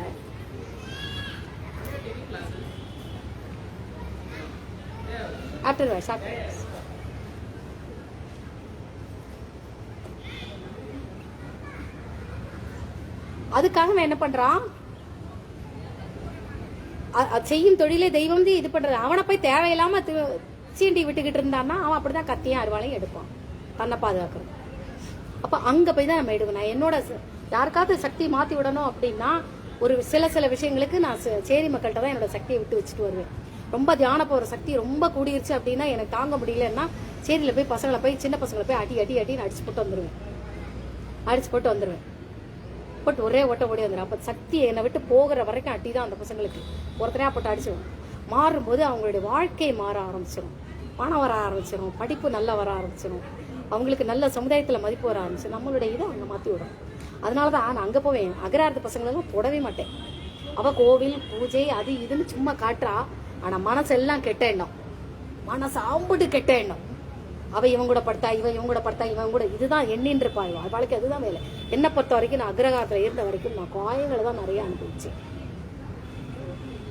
இங்க 98% நல்லவங்க, இங்க 98% கெட்டவங்க, 2% நல்லவங்களை பொறுக்கி எடுக்கலாம். அக்ரகாரத்திலையும் மற்ற ஜாதிக்காரங்களையும் பிறக்கி எடுக்கலாம் நல்லவங்களை. மத்தபடி அம்மாடி விபச்சார முத்திரை அப்படி குத்துனாங்க. அவ இவங்கிட்ட போனா, அவங்கிட்ட போனா, இதுதான் வாழ்க்கை என்றதே வேலையை. இல்ல கோயில போய் டங்கான்னு இது பண்ணிட்டு சாமி ஆடிட்டு இது பண்ணிட்டு உட்காந்துருக்கோம். மனசெல்லாம் கெட்டணும். அதனால சேரி மக்கள்கிட்ட போய் உண்மை என்னன்னு தெரியணும்னா அவங்க போய் தான் நம்ம எடுக்கணும். அதனாலதான் அந்த பொண்ணு கரெக்டா வந்துருச்சு. எடுத்துட்டேன், அந்த போட்டு இதை பண்றேன், உண்மை தெரிஞ்சிருச்சு. ஓ அப்பதான் அண்ணாவோட கண்ணை தொடச்சி விடுறேன். செய்த பூர்வ ஜென்ம கர்மா, அந்த கர்மாவின் இதனால நீ அனுபவிக்கிற. கண்கள் 2 இப்படி தொடச்சி விட்டு எனக்கு இந்த மாதிரி இருக்கு. நீதான் வாழ்க்கையில எல்லாருக்கும் நீ டேர்னிங் பாயிண்டா இருப்பியாமே. எனக்கு எப்படி நீ டேர்னிங் பாயிண்ட் சொல்ல போற? இனிமே என்னத்தை நான் பண்ண முடியும்? அண்ணா வந்து அப்ப சின்ன குழந்தைகள் இருக்கியா, நல்லா படிக்கிற குழந்தைகள், நல்ல பெரிய பணக்கார குழந்தைகள், அம்புடு நல்ல பணக்கார குழந்தைகள் நல்லா இருக்கும். அதுக்கெல்லாம் வந்துட்டு பாடம் சொல்லி கொடுத்துட்டு இருப்பா. அண்ணா சேர்ல உட்காந்துட்டே அண்ணா வந்து எல்லாம் அந்த நல்லா பெரிய பணக்கார வசதி உள்ளவா.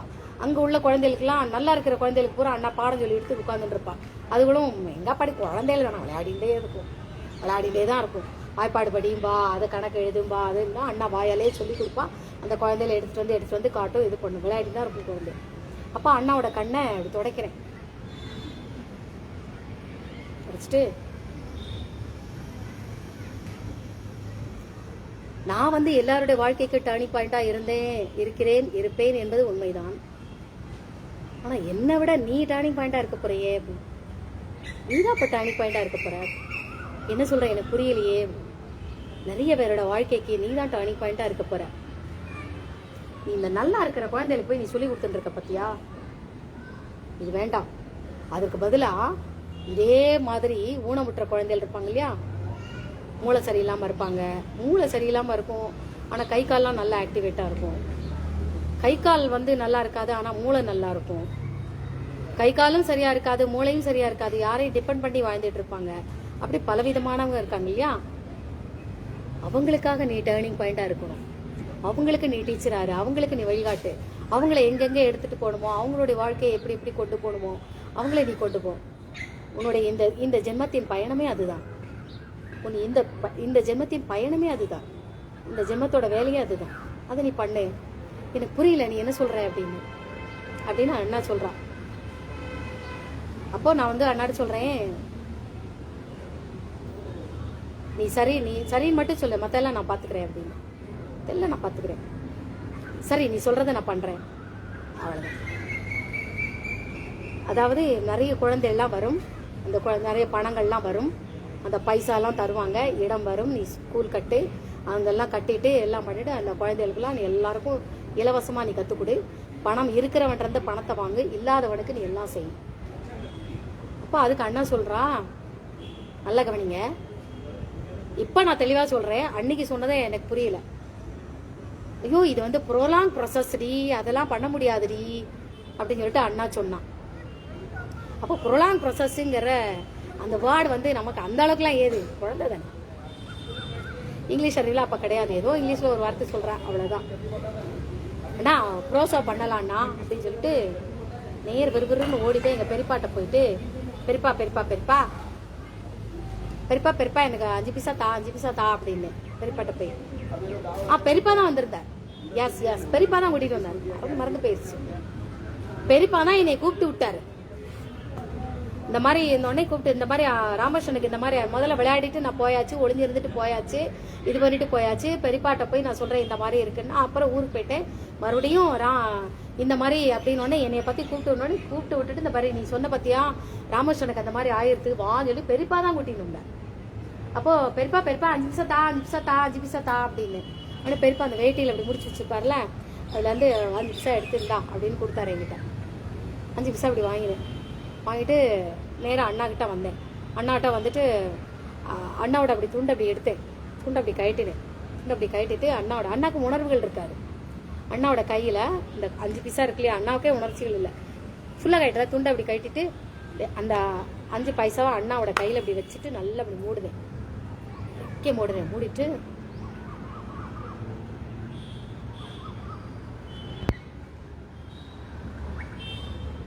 எடுத்துட்டு அந்த 5 பைசாவை எடுத்துட்டு நேர கோவிலுக்குள்ள ஓடுவேன். இந்த வரேன்னா அப்படின்னு கோவிலுக்கு போயிட்டு அங்க போய் உண்டியல்ல இந்த பைசா அண்ணா போடுற மாதிரி நினைச்சுக்கோ. நான் அண்ணா கிட்ட கொடுத்து அந்த பைசாவை அண்ணா சாப்பில் என் கையினால நான் போடுறேன். எப்படி இந்த உண்டியல்ல நான் பைசா போடுறேனோ அதே மாதிரி அண்ணா அந்த ஊனமுற்ற குழந்தைகள், அந்த மனநிலை பாதிக்கப்பட்ட குழந்தைகள் எல்லாருக்கும் வந்து ஸ்கூல் நடத்தணும். அண்ணாவுடைய பயணம் நீ எதற்காக நீ தான் எனக்கு சொல்ற, என்னோடது எதுவும் கிடையாது, நானா எதுவும் பண்ணலை, நீ எனக்கு காட்டுற, நான் செயல்படுறேன், அவ்வளவுதான்.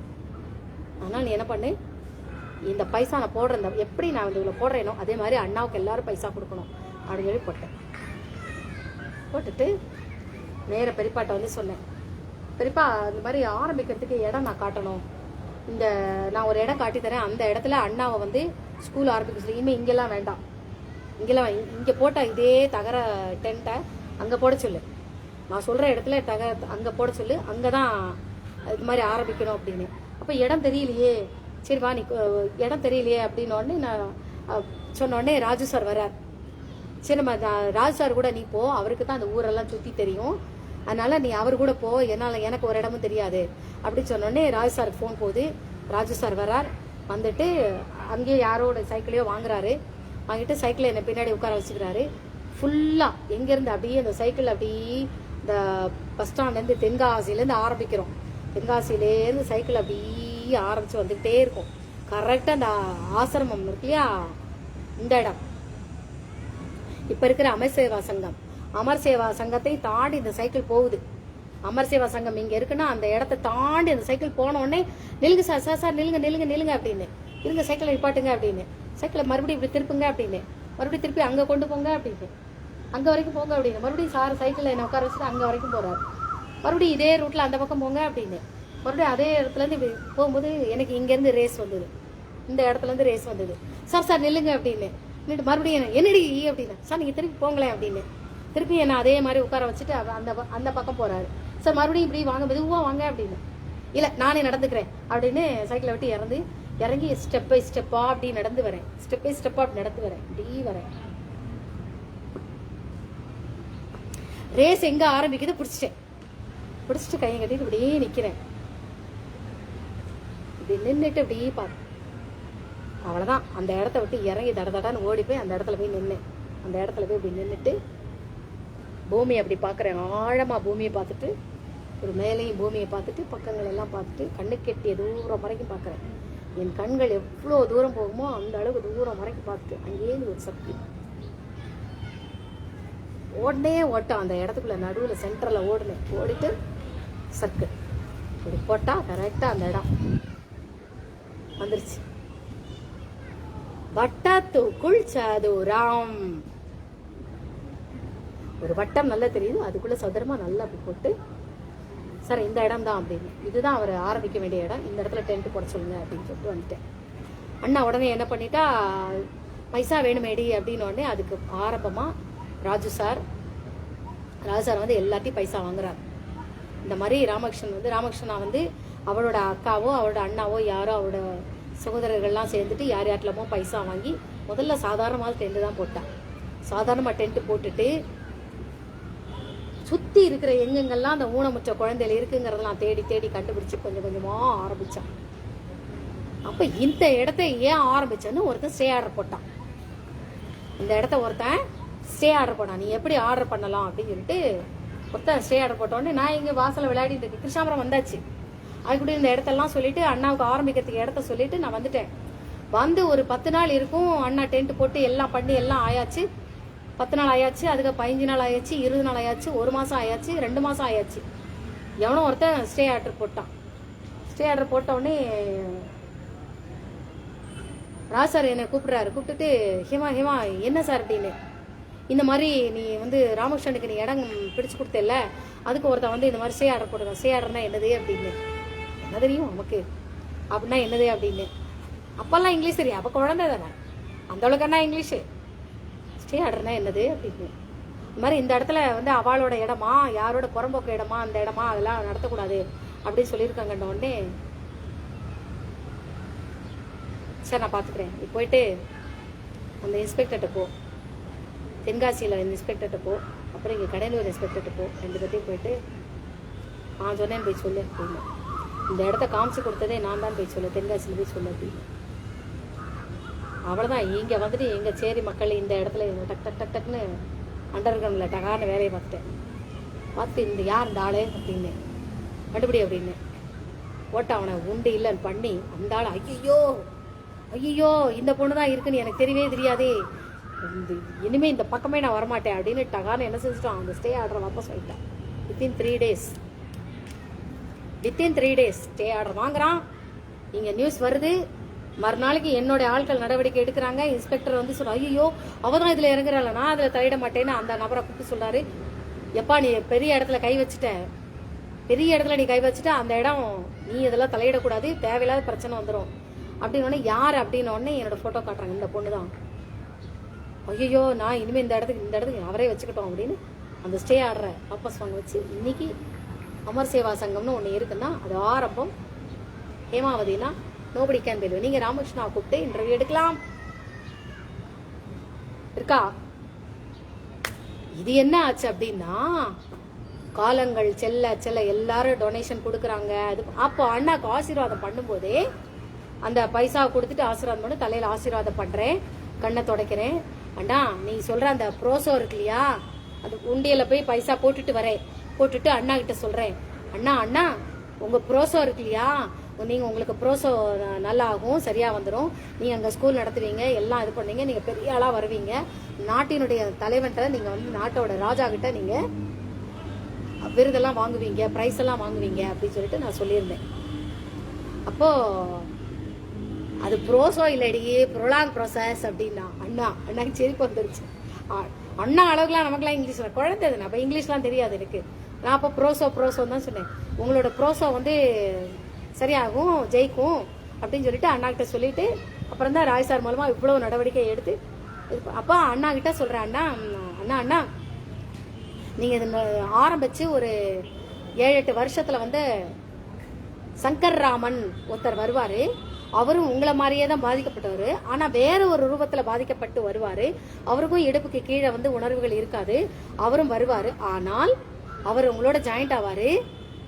அவர்கிட்ட நீங்க கொஞ்சம் எச்சரிக்கையா இருக்கணும் அப்படின்னு சொன்னத அண்ணா காதுல வாங்கவே இல்லை. அண்ணா உங்களுக்கு ஹெல்ப்ஃபுல்லா இருப்பா, அவரும் அந்த சங்கர் ராமன்கிறவரும் உங்களுக்கு ஹெல்ப்ஃபுல்லா இருப்பாரு, ஆனா அவர்கிட்ட கொஞ்சம் ஜாக்கிரதையா இருங்க சகுனி அப்படிங்கிற மாதிரி சொல்லியிருந்தேன்.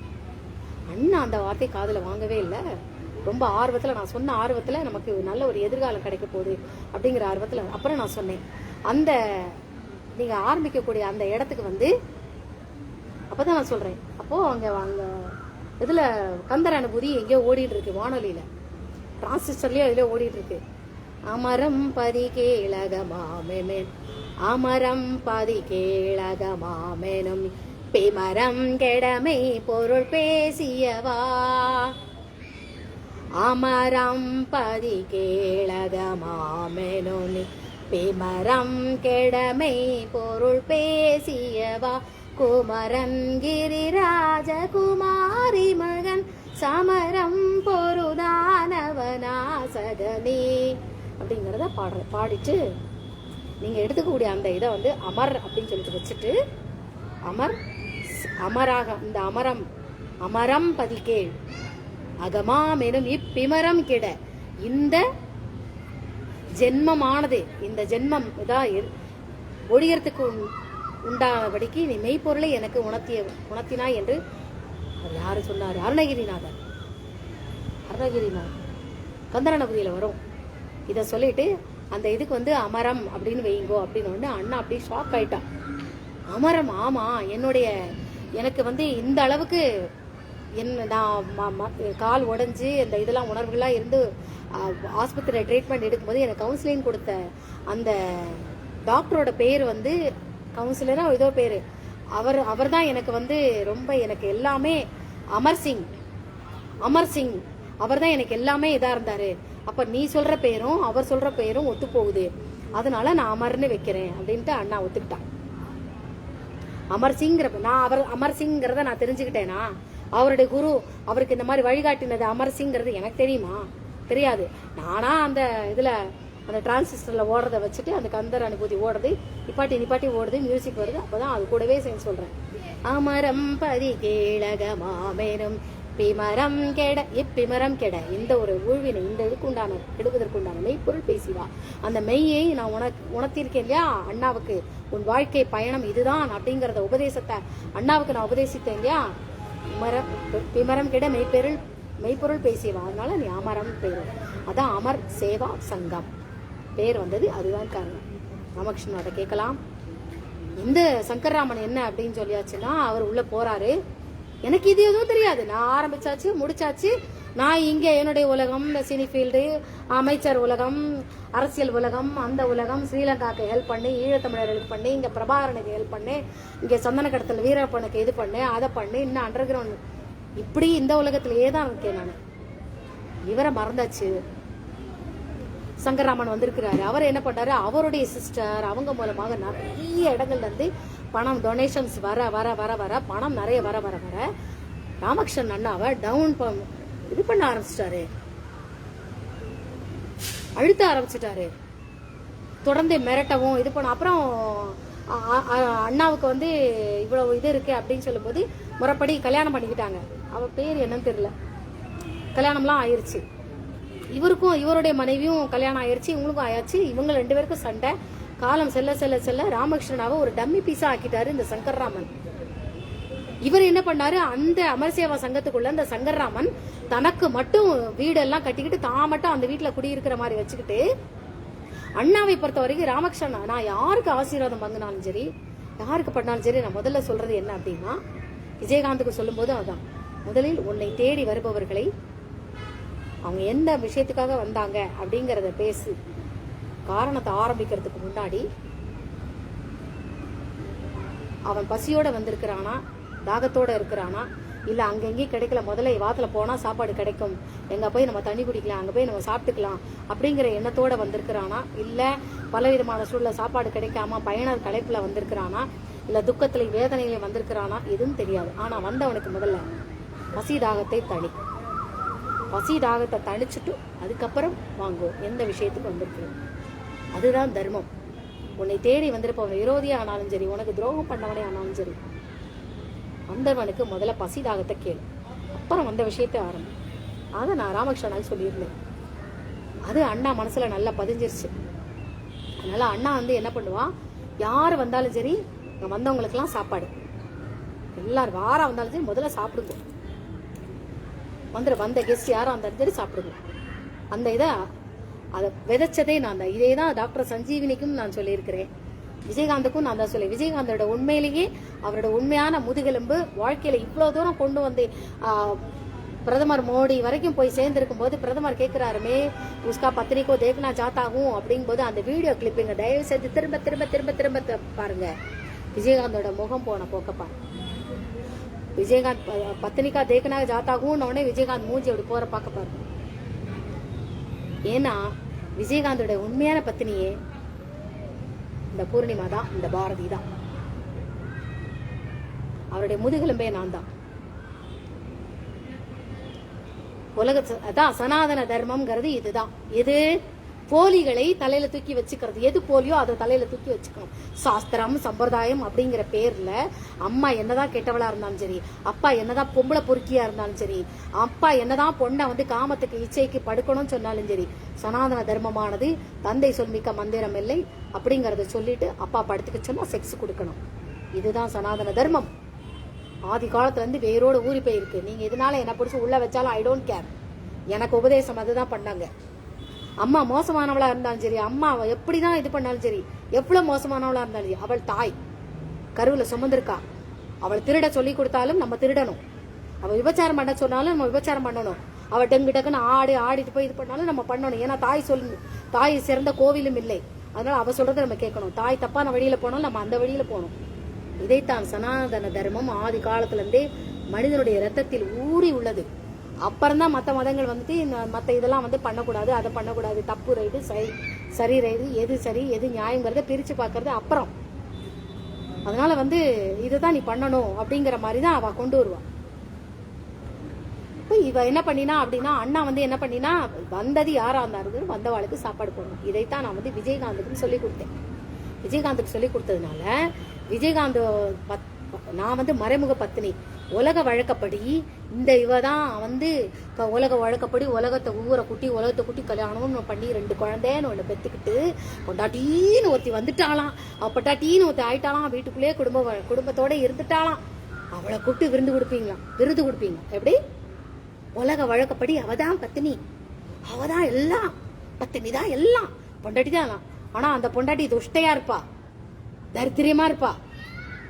ஆத்துக்காரர் செய்யக்கூடிய ஒவ்வொரு விஷயத்துக்கும் இவளுக்கு பிடிக்காம இருக்கும். ஆத்துல பாத்திரத்தை டம்முன்னு போட்டு உடைப்பா. நிறைய இந்த ராஜசார் பொண்டாட்டிலாம் அப்படிதான் பண்ணுவா. ராஜசார் எல்லாரையும் சாப்பிட கூட்டின்னு வருவார். யாரெல்லாமோ அந்த ராஜசாரத்து மாமி உமா மாமி டங்குன்னு பாத்திரத்தை போட்டு மாட்டு எல்லாரும் சாப்பிட கூட்டின்னு வந்துட்டு இருக்கா. எனக்கு தலையை எழுத்து அப்படின்னு சொல்லி விட்டு கிச்சனுக்குள்ள திட்டுவா. அப்புறம் வாங்க சாப்பிடலாமே அப்படின்னு நடிப்பள். அதுதான் அந்த பிரேமலதா. ஆனா எல்லாரும் உலகம் என்ன சொல்லும், ராஜசாரத்து அவத்து மாமி எப்படி உபச்சாரம் எப்படி கவனிச்சா தெரியுமா? இதுதான் முட்டாள் உலகம். அப்போ உலக ஒப்பினப்படி உலக ஒப்பிச்சுக்குப்படி அவ கல்யாணம் ஆகி வந்துட்டாளாம். 2 குழந்தைய பெற்றுட்டு சமுதாயத்துக்கு அவதான் பொட்டாட்டியா, அதனால அவதான் அவதான் தெய்வம்னு தலையில வச்சுக்கிட்டு ஆடுறீங்களே. இதைத்தான் இதுதான் சனாதன தர்மத்துக்குள்ள இருக்கு. போலி எதுவோ, எது பொய்யோ, எது அதர்மமோ அதைத்தான் இது ஆதரிக்கும். எனக்கு அங்கதான் கோபம் வருது. எனக்கு உண்மையான பத்தினி நானு. ஆதாரம் இல்லையாமே, ஆதாரம் இல்லைனால என்ன ஏத்துக்க முடியாதாமே. சபாஷ், அருமை இருக்கு மோடி ஆட்சிக்கு. மோடி வரைக்கும் போயிட்டு விஜயகாந்த மோடி வரைக்கும் கொண்டு விட்டது யாரு? நானு. இவ தினம் கூப்பிட்டால, பிரபா பிரபா சண்முகம் சண்முகம் அப்படின்னு தினம் கூப்பிட்டா இல்லையா, அந்த கூப்பிட்ட அந்த புண்ணியம் தான் மோடி வரைக்கும் கொண்டு போய் பார்க்க விட்டதுனாலும், மோடி வரைக்கும் இவ போய் நெருங்கி ஒரு துஷ்டை, ஒரு துன்மார்க்கி, ஒரு தீய சக்தி மோடி வரைக்கும் போய் நெருங்கி இருக்குன்னா மோடி கிட்ட ஏதோ ஒரு தவப்பலன்ல குறை இருக்கு. அமித்ஷாவோட செய்த தர்மங்களில் ஏதோ ஒரு மாபெரும் தவறு இருக்க போய் தான் பிரேமலதா மாதிரி ஒரு துஷ்டை எல்லாம் திரௌபதியோட தவத்தில், திரௌபதியோட அவள் போன தர்ம பாதையில், நல்ல கவனிங்க, அவள் போன தர்ம பாதையில் அவள் செஞ்ச காரியங்களில் ஏதோ ஒரு அதர்மம் இருக்க போய் தான், அவங்களை அறியாமலே ஏதோ ஒரு தப்பு பாவம் ஏதோ செய்ய போய் தான் பிரேமலதா மாதிரி ஒரு துஷ்டை எல்லாம் அவகிட்ட போய் நெருங்கி விருது வாங்கியிருக்குன்னா அவர்கள் செய்த தவத்தில், அவர்கள் செய்த புண்ணிய செயல்களில் ஏதோ பாவம் இருக்க போய் தான் இவ போய் வாங்கிட்டு வந்திருக்கான். இப்படியும் பார்க்கலாம். உண்மையிலே பத்தினி நான் தான். இப்போ விஜயகாந்துக்கு யார் வந்தாலும் சாப்பாடு கொடுக்கணும் அப்படிங்கிற அந்த இதை டாக்டர் சஞ்சீவினி அவருக்கும் சொன்னது அதே தான். ராமகிருஷ்ணன் அண்ணாவுக்கும் சொன்னேன், உன்னை தேடி யார் வந்தாலும் முதல்ல சாப்பாடு என்றும் அதான். அந்த சங்கர்ராமன் எல்லாத்தையும் ஆட்டை போட்டுட்டு, எல்லா சொத்தையும் ஆட்டை போட்டுட்டு ராமகிருஷ்ணனாவுக்கு வெளியில குடியிரு, நீ சும்மா டம்மி, நீ தான் பிரசிடென்ட், நீ தான் இதை ஆரம்பிச்சிருக்க, சரியா, சும்மா சும்மாக்க நாச்சுக்கும் உலக ஒப்புக்கு இவர் வருவாராம். தினமும் இப்படி சும்மா ஆசிரமத்தை சுத்திட்டு போவாராம் ராமகிருஷ்ணன்னா. சுத்திட்டு உடனே வீட்டுக்கு போயிடுவாராம். அக்ரஹாரத்துல அவருக்கும் சொந்த வீடு இருக்கு. அந்த அமர் சேவா சங்கத்தை ஆரம்பிக்கும்படி அந்த இடத்தை நான் தந்தது ராமகிருஷ்ண அண்ணாக்கு தான், சங்கர்ராமனுக்கு இல்லை. அந்த அமர் சேவா சங்கம் ஆரம்பிக்கும்படி உத்தரவிட்டது ராமகிருஷ்ண அண்ணாவுக்கு தான், சங்கர்ராமனுக்கு இல்லை. யாரோ ஒருத்தர் வருவானா, எப்படி இந்த பிரேமலதா என்னோட உரிமை ஆட்டையை போட்டுக்கிட்டு விருது வாங்கிட்டு வந்த மாதிரி நான் ராமகிருஷ்ணனாவுக்கு கொடுத்தத யாரோ ஒரு சங்கர்ராமன் இவர் ஆட்டையை போட்டுக்கிட்டு இவரை வெளில தள்ளிட்டாரு. அப்படின்னா என்னுடைய தவத்திலையும் எங்கேயோ குறை இருக்கு. கரெக்டா?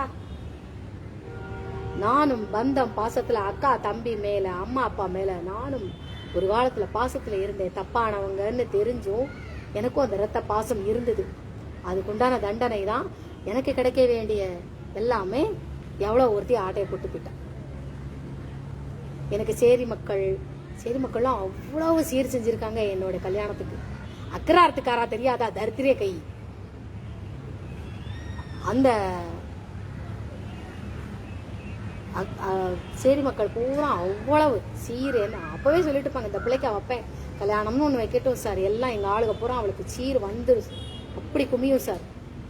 பித்தளை பாத்திரம்ல இருந்து சில்வர் பாத்திரம், எவர் சில்வர் பாத்திரம்ல இருந்து எல்லாம் கொடுத்துருக்குறாங்க. நகையே செஞ்சு போட்டிருக்கிறாரு என்னை வளர்த்தவர். எதுவுமே எனக்கு வரல. சுந்தரகோணா நகை போட்டிருக்கிறாரு, எதுவுமே எனக்கு வரல. எல்லாத்தையும் எங்க அக்கா ஆட்டை போட்டா. இப்போ அந்த அமர் சேவா சங்கமானது அதனை உருவாக காரணம் இந்த ஹேமாவதி தான். யாரு கருவி அப்படின்னா ராமகிருஷ்ணன். ஆக நானும் புதைக்கப்பட்டேன், ராமகிருஷ்ணனாவும் ஒதுக்கப்பட்டார். இந்த சங்கர்ராமன்கிறவரு நல்ல கவனிங்க.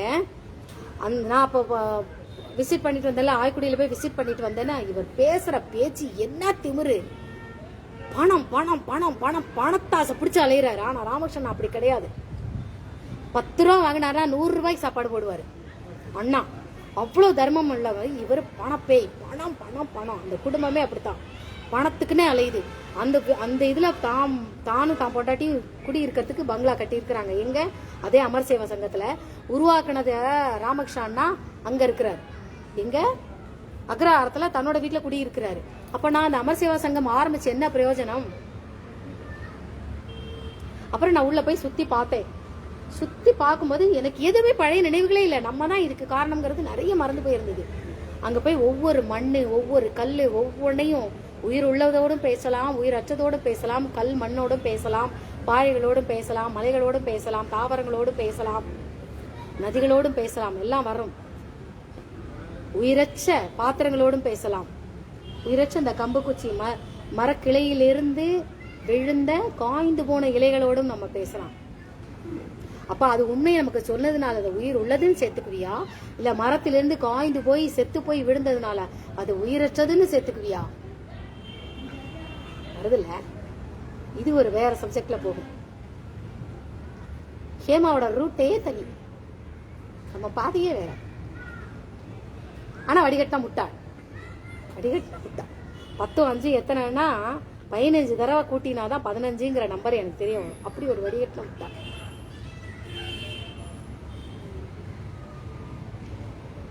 அப்ப நான் போறேன், போயிட்டு ஒவ்வொரு இடமா நான் பார்த்துக்கிட்டு போயிட்டு இருக்கும்போது சமையல் அங்க கிச்சனுக்கு வந்து பிராமணால தான் போடுறாரு. காய் நறுக்க அதுக்கெல்லாம் வந்து கொஞ்சம் அந்த பிராமணால இருந்து கொஞ்சம் அடுத்தடுத்த ஸ்டெப் உள்ள ஜாதிக்காரால போடுறாரு. கேஸ்ட் நல்லா பாக்குறாரு அவரு. அப்புறம் அந்த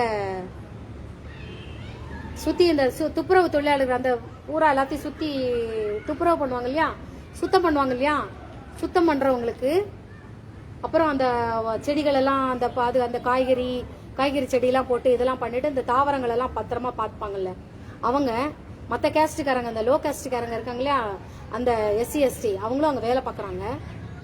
அங்க கிச்சன்ல வேலை பார்க்குறவங்க காய் நறுக்குறாங்களா, சும்மா காய் நறுக்கி கொடுக்குறாங்களாம், வந்தவங்களுக்கு பரிமாறுறாங்களாம்.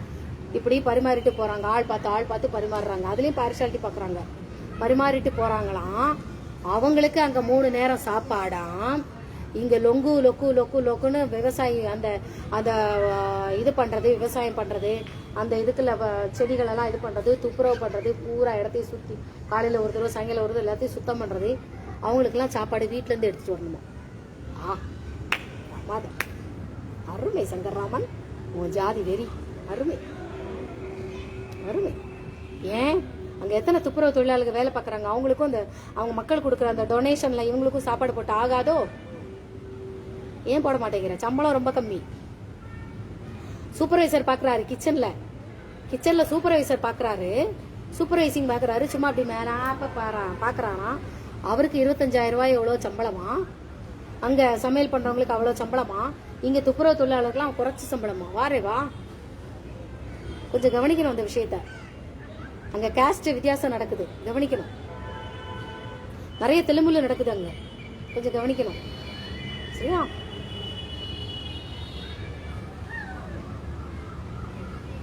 நான் ராமகிருஷ்ண அண்ணாக்கு தான் அந்த இடத்த கொடுத்தேன். ராமகிருஷ்ண அண்ணாக்கு தான் அமர் சேவா சங்கம் நடத்துறதுக்கு நான் ராமகிருஷ்ண அண்ணாக்கு தான் நான் கொடுத்தேன். அது நான் கொடுத்த இடம். எனக்காக அந்த இடத்தை நிறைய பேர் விட்டு கொடுத்துட்டு போனாங்க.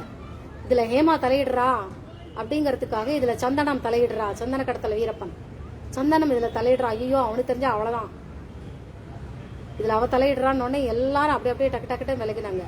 அந்த இடம் எனக்கு சொந்தமானது. நான் சொன்னதுனாலதான் எல்லாரும் விட்டு கொடுத்து போனாங்க. அது யாரோட என்னமோ தெரியாது. அதுக்கப்புறம் யாருக்கிட்டயோ வேலைக்கு வாங்கினாலும் என்ன தெரியாது. நான் விட்டு கொடுத்தது எனக்காக, அந்த இடத்த விட்டு கொடுத்தது எனக்காக, நான் தலையிடுறேங்கிறதுக்காக. நான் ராமகிருஷ்ணனுக்காக நான் செஞ்சேன், யாரோ ஒரு சங்கர்ராமனுக்காக கிடையாது. என்னை பார்க்க வந்து என்னடா என்னை பார்க்க வந்திருக்கிறாரு பார்த்தா என்கிட்ட இருந்து பணம் வரும், நான் டொனேஷன் ஏதாவது கொடுப்பேன்னு எதிர்பார்த்தேன். என்கிட்ட தான் ஒண்ணுமே இல்லையா, நான் இடத்த கொடுத்தேன். அங்க போனேன். அங்கதான் திருநாவுக்கரசு ஸ்கூல். எனக்கும் விஜயகாந்துக்கும் உண்டான காதல் வளர்றதுக்கு உண்டான திருநாவுக்கரசு ஸ்கூல் இருக்கு இல்லையா, விஜயகாந்த் நடிகர் ஆவதற்கு உண்டான மெயின் தளம். S.A. சந்திரசேகர், விஜய், இவங்கள் நடிகர் சோபா சந்திரசேகர், சோபாவோட அக்கா, அவங்க தான் பாண்டியன் ஸ்டோர்ஸ்ல அம்மாவா நடிச்சிருப்பாங்க. அவங்க பேரு இப்பவும் தெரிய மாட்டேங்குது எனக்கு. அவங்க பேரு என்னமோ எனக்கு தெரிய மாட்டேங்குது. விஜயோட பெரியம்மா. அந்த திருநாவுக்கரசு ஸ்கூல் இருக்கு இல்லையா, அந்த திருநாவுக்கரசு ஸ்கூல் அம்புசாமியோட பேரன் செல்லமாக்காவோட பையன் தான் அந்த அமர் சேவா சங்கத்துல வாட்ச்மேன் வேலை பார்த்துட்டு இருக்கான். நான் சொன்னேன்ல அவரோட அது நான் சொன்னேன், பெரிய பையனுக்கு வந்து கால் நடக்க முடியாம இருந்தான், அவனை சரி பண்ண முடியுமா அப்படின்னு கேட்கும்போது இந்த கதை நான் அப்புறம் சொல்றேன்.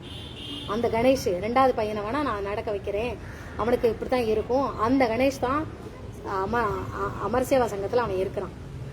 அதனால இந்த பதிவை பார்க்கும் நபர்கள், அரசாங்கம் சங்கர்ராமன் மேல என்ன நடவடிக்கை எடுக்குமோ அது ராமகிருஷ்ணனுக்கு தான் நான் கொடுத்தேன், சங்கர்ராமனுக்கு கொடுக்கல. அது போக அங்க வேலை பாக்குறவங்க அத்தனை பேரையும் இளநீ எடுத்துட்டு வாங்குறாரு, அதை எடுத்துட்டு வாங்குறாரு, இதை எடுத்துட்டு வாங்குறாரு, அவ்வளவு வேலை வாங்குறாரு. அங்க உள்ள ஸ்டாஃப்ஸ் எல்லாம் வெளியே வீட்டுல இருந்து சாப்பிட்டுட்டு வரணுமா. ஆனா இங்க சும்மா வெறுமனை காய்கறி மட்டும் எடுத்துட்டு எச்சில தொடச்சிட்டு இது பண்ணிட்டு உட்கார்ந்து இருக்கிறவங்களுக்கு 3 நேரமும் அங்க சாப்பாடாம். சூப்பர்வைசர் வேலை பாக்குறாரு, அவருக்கு நிறைய 10,000க்கு மேலே சம்பளம். இங்கே இந்த இவங்கெல்லாம் அந்த துப்புரவு தொழிலாளர்கள் இவங்களுக்கு ரொம்ப குறைச்ச சம்பளம். அவங்க மட்டும் சுத்தம் பண்ணலை அப்படின்னு நினைக்க என்னது இருக்கு, பூரா நாரி போகும். அங்கே காய்கறி எல்லாம் அந்த பயிரிட்டு அதை பற்றி காய பறித்து பராமரிக்கிற அந்த விவசாயிகள் அவங்களுக்கும் சம்பளம் ரொம்ப கம்மி, அவங்களுக்கு சாப்பாடு கிடையாதான். What is this? அவங்களுக்கு சாப்பாடு கொடுக்கணும். இன்னும் இவங்க அப்பா வீட்டு சோறா இவங்க காசா போயிட்டு இருக்கு? யாரோ டொனேஷன் தானே கொடுக்குறாங்க, யாரோட டொனேஷன்ஸ்ல தானே நீங்க எல்லாருக்கும் சாப்பாடு போடுறீங்க. அங்க உள்ள குழந்தைகளுக்குலாம், ஊனமுற்ற குழந்தைகள், மனநிலை பாதிக்கப்பட்ட குழந்தைகள், அங்க உள்ள குழந்தைகள், படிக்கிற குழந்தைகளுக்குலாம் சாப்பாடு ஃப்ரீ மாதிரி அங்க வேலை பார்க்கறவங்களுக்கும், இந்த அதுவும் விவசாயம் பண்றவங்க துப்புரவு தொழிலாளர்களுக்கும் சாப்பாடு நீ 3 நேரம் ஃப்ரீயா கொடுக்கணும். அவங்களுக்கு அந்த சாப்பாடு பிடிக்குதோ பிடிக்கலையோ, அங்க ஃபுல்லா சைவம் தான். ஒரு நேரமாவது மத்தியான சாப்பாடு ஒரு நேரமாவது கொடுக்கணும். அவங்க வீட்டுல போய் அவங்க நான்வெஜ் சமைச்சு சாப்பிட்டுக்கிட்டோம். அவங்க முதல்ல பசியில இருக்காங்களான்னு கேளு. முதல்ல அவங்களுக்கும் சாப்பாடு கொடுங்க. அவங்க சைவம் கூடுமான வரைக்கும் சாப்பிட மாட்டாங்க. இருந்தாலும் அவங்க முதல்ல பசியோட இருந்தாங்கன்னா கேளு, சாப்பிட்றீங்களா என்னன்னு அவங்களே ஒரு வார்த்தை கேளு. ஏன் அவங்களுக்கு கொடுக்க மாட்டேங்கிறீங்க? துப்புரவு தொழிலாளர்கள் ஏன் காஃபி டீ ஃப்ரீயா கொடுக்க மாட்டேங்கிறீங்க? கொடுக்கணும். கவர்மெண்ட் இதை கவனிங்க. அப்புறம் அங்க வந்து தாமரை குளம்னு ஒண்ணு இருந்துச்சு. தாமரை குளம்னு ஒண்ணு இருந்தோடனே அதை பார்க்கணும் அப்படின்னு சொல்லிட்டு நாங்க போறோம். அந்த தாமரை குளத்துல அப்படி பாக்குறேன், ஏதோ ஒண்ணு செத்து போய் மிதந்து கிடந்தது. 1 மிதந்திருக்கு, 2, 3, 4, அப்புறம் இந்த பக்கம் பாக்குறேன் மொத்தம் 3 இருந்துச்சு. 1, 2, 3 குளம் இருந்துச்சு, செயற்கை குளம். அதுல பார்த்தோன்னா எங்கேயும் மிதந்துகிட்டு இருக்கு, 2வது இதுலயும் மிதந்துட்டு இருக்கு, 3வது இதுல இல்ல. இது என்ன 1, 2, 3, 4, 5, 6 ஏப்பா இத்தனை? ஐயோ. அப்புறம் அந்த என்னோட ஃப்ரெண்டு குருசாமி இருக்கான்ல, குருசாமியோட சம்பந்தி, அவங்களோட சொந்தக்காரங்க. அப்பதான் அவங்களோட பேசுறேன், நீங்க யாரு என்ன எது கிருஷ்ணாவரம் அப்படிங்கும் போதுதான், கிருஷ்ணாவரத்துல எந்த தெரு அப்படின்லாம் பேசும்போது கொமந்தாவரம் அப்படிங்கும்போது, கொமந்தாவரத்துல உங்களுக்கு குருசாமி தெரியுமா அப்படிங்க, நல்லா தெரியுமா, நான் போட்டோ காமிச்சேன். இவனை நல்லா தெரியுமா, இதான் எங்க சம்பந்தி அப்படின்னு சொல்லிட்டு இவர் வந்து சொல்லாரு. அவனோட குருசாமியோட மருமகளுடைய சித்தின்னு நினைக்கிறேன், என்னமோ சொல்லிட்டு இருந்தாங்க. அப்போ அவரை கூப்பிட்டுட்டு இந்த மாதிரி இதெல்லாம் இது பண்ணியிருக்கேன், இது பாரு எடுக்கிறேன்னு. அப்புறம் அதை எடுத்து தூக்கி போட்டாங்க. இவங்க கவனிக்க கூட இல்லை. அப்படி கவனிக்க கூட இல்லாத அளவுக்கு இந்த நபருக்கு தொடர்ந்து வேலையை கொடுத்துக்கிட்டே இருந்தா அவர் இங்க கவனிப்பாரா, அந்த வேலையை கவனிப்பாரா? இளந்தி பறிக்கவா அப்படின்னு இவரை கூப்பிட்டாங்க. இளந்து வடிச்சுக்கணும்னு இதை பாக்குறதுக்குள்ள அடுத்து வேலைக்கு கூப்பிடும்போது இங்க கவனிக்க தவறு. அதுக்குள்ள யாரா வந்து பார்த்துக்கும் போது தப்பான புரிதல் ஏற்படுது இல்லையா, தவறான புரிதல் ஏற்படுது இல்லையா. அடுத்தடுத்து தொடர்ந்து வேலையை கொடுத்து, சார் இங்க இந்த மாதிரி முக்கியமான வேலை இருக்கு, நான் வரேன். அதுக்கப்புறம் அதை எடுத்து சுத்தம் பண்ணி இது பண்ணி எல்லாம் சரி பண்ணியாச்சு. அதனால அமர் சேவா சங்கம் என்பது என்னால் ஆரம்பிக்கப்பட்டது. அதனுடைய கருவி ராமகிருஷ்ணன். ஆனா இப்ப ஆட்டை போட்டிருக்கிறது சங்கர்ராமன். அவருக்கு நான் கொடுக்கவே இல்லை. முதல்ல அமர் சேவா சங்கத்தை கவர்மெண்ட் அதை வாங்கி ராமகிருஷ்ணன் அண்ணா கிட்ட கொடுக்கணும், இல்ல அதுக்கு தக்கன வேற யாராவது கிட்ட ஒப்படைக்கணும், செய்யணும். நீங்க நான் சொன்ன விஷயங்கள் உண்மையா இல்லையா அப்படி. ஆனா அண்ணாவோட கையில நான் 5 பைசா வைக்கும் போதுல அண்ணாக்கு உணர்வுகள் இல்லை. அண்ணா கையில வச்சதெல்லாம் அண்ணாக்கு உணர்வுகள் இல்லைனால அந்த சம்பவங்கள் அண்ணாக்கு தெரிய வாய்ப்பில்லை. ஏன்னா அண்ணாவோட முதுகுக்கு பின்னாடி தானே நான் கோவில போய் உண்டியல் எல்லாம் போட்டுட்டு வந்துட்டு நான் சொல்றேன். அப்ப அண்ணா என் பின்னாடியே வந்து கோவில வந்து பாப்பாளா? பாக்குறதுக்கு வாய்ப்பு இல்லை. அண்ணா அதே இடத்துல தான் உட்காந்துட்டு இருக்கா. நான் தான் 5 பைசாவை கையில வச்சுட்டு எடுத்துட்டு போய் கோவில போய் உண்டியல போட்டுட்டு வரேன். அதனால இந்த சந்தர்ப்பம் இது வந்து அண்ணாக்கு தெரிய வாய்ப்பில்லை. ஆனா நான் தான் அதுக்கு டேர்னிங் பாயிண்டா அப்படிங்கறத அண்ணாட்ட கேளுங்க, ராமகிருஷ்ணன் நாட்டை கேளுங்க. பேட்டி எடுங்க, யூடியூபர்ஸ் போய் எடுங்க, அமர் சேவா சங்கம் போய் பேட்டி எடுங்க, என்ன சொல்றாங்கன்னு கேட்போம். இந்த வியூஸ் சம்பாதிக்கணும், பணம் சம்பாதிக்கணும் அப்படிங்கிற யூடியூபர்ஸ் தயவு செய்து போகாதீங்க. என்னோட யூடியூப்புக்கு வரக்கூடாது, என் சேனலுக்கு வரக்கூடாது. அங்கேயும் போய் பேட்டி எடுக்கணும், நான் போய் ஆப்பு வச்சிடணும். மக்களுக்கு விஷயங்களே கொண்டு செல்ல வேண்டும் என்ற நோக்கத்தில் செயல்படக்கூடிய யூடியூபர்ஸ் மட்டும்தான் அங்க போய் பேட்டி எடுக்கணும். சும்மா எனக்கு நிறைய வியூஸ் கிடைக்கும், பணம் கிடைக்கும், உங்களுக்கு துட்டு கிடைக்கும், வியூஸ் கிடைக்கும், அது கிடைக்கும், அதுல கமெண்ட்ஸ் அந்த தேவையா, ஊழ தேவையா, சும்ப தேவையா அப்படிலாம் வரும். அதை பார்த்து ரசிச்சிருக்கக்கூடிய யூடியூபர்ஸ் இருக்காங்க இல்லையா, தயவு செய்து நீங்களாம் போய் பேட்டி எடுக்கக்கூடாது. Worst peoples. பிரேமலதாவோட ஆதரவாளர்கள் எப்படிலாம் என்ன கமெண்ட், நான் ஐட்டம் லேடியா என்னை போட்டிருக்கான். பிரேமலதாவோட வளர்ப்பு அப்படி இருக்கு, உன் பூஜாக்கள் அப்படி இருக்காங்க, உன்ன மாதிரி தான் பொறுக்கித்தரமா அதுகளும் இருக்கும். சரியா?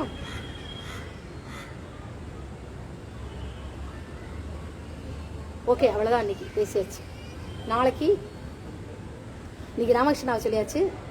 நாளைக்கு எங்கள் ஊர் அண்ணாவை கலெக்டர் ஆக்குனது கலெக்டர் ஆக்குனதுக்கு இதே தான் சேரி மக்கள்கிட்ட இருந்து தான் சக்தி எடுத்தேன். என்னை வளர்க்குறாருல சண்முகம் சக்லியர், அவர்கிட்ட இருந்தா நான் சக்தியை எடுத்து அண்ணாவை கலெக்டர் ஆக்கினேன். நாளைக்கு சொல்றேன் இந்த கதையை, அது 1.5 மணி நேரம் போகும். பாய். அழகெல்லாம்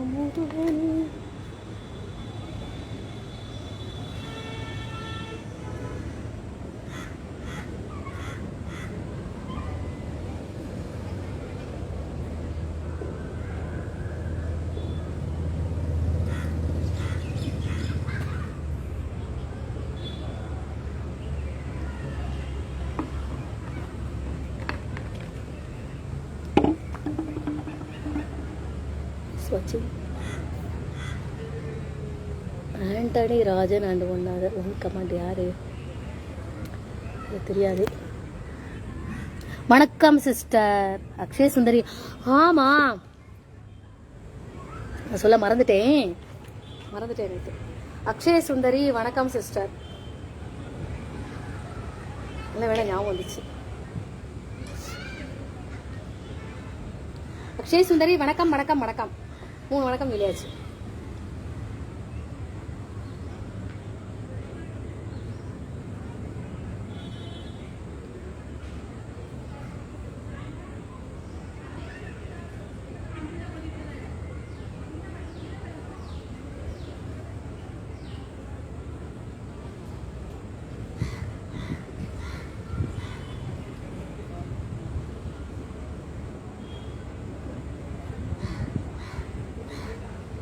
ஒரு முறை பார்த்த வைதேகி காத்திருந்தால் துறைமலை.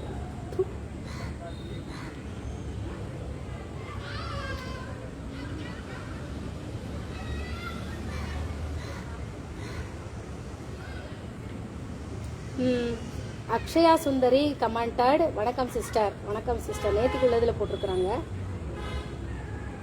இதில் கமெண்டில் வந்து அக்ஷய சுந்தரி வணக்கம் சொல்லியாச்சு.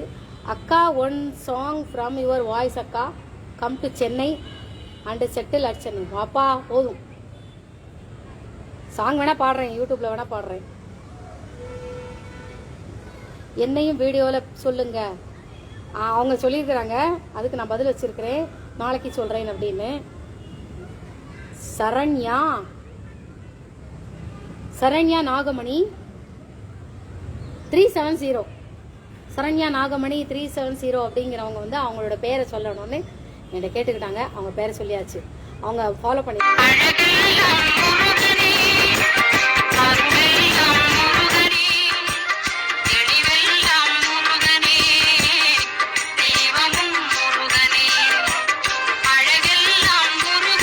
விஜய் காளை செகண்ட் நம்பர். விஜய் காளைங்கிறவர் கூப்பிட்றாரு செகண்ட் நம்பர். அந்த இது போட்டிருக்கேன்ல ஸ்டார் ஹெல்த், அவர் கூப்பிடுறாரு.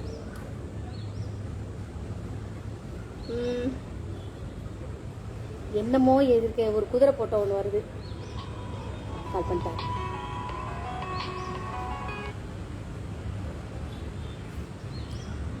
नमस्ते जी. नमस्ते नमस्ते नमस्ते. हाँ बोलिए, कैसी हो? कैसे हो आपका लड़का का ये रिजल्ट आया करके आपने फेसबुक में डाला था क्या? लड़की अच्छा मैं देखी थी, लाइक भी डाली थी मैंने, देखा ना आपने?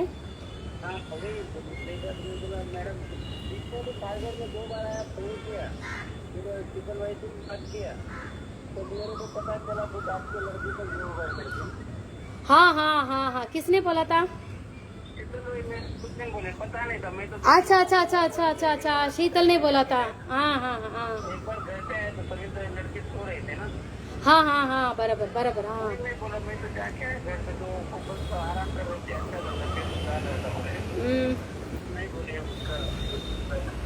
हो विजय काले सेकंड नंबर. हाँ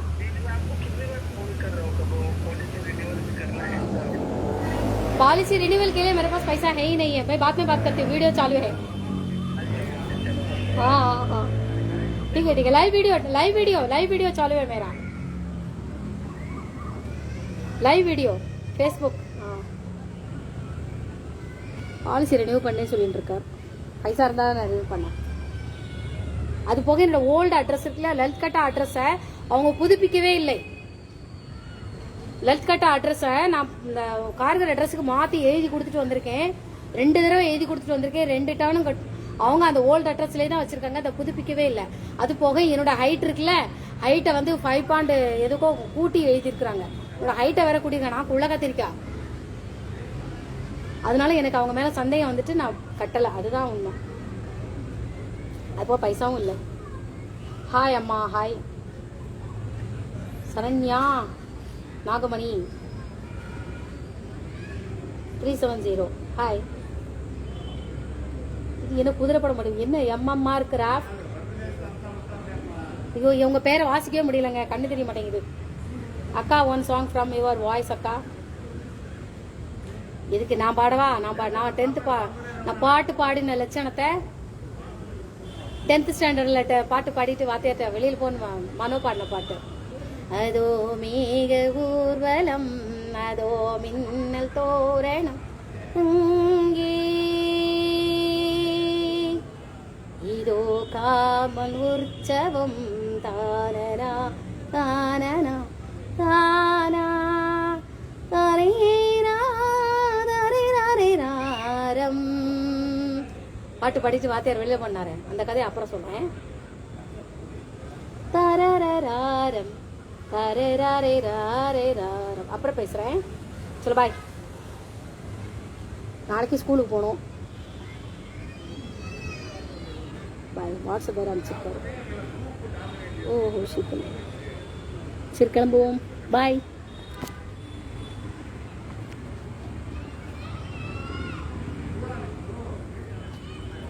திரண்டு வாழை தந்தை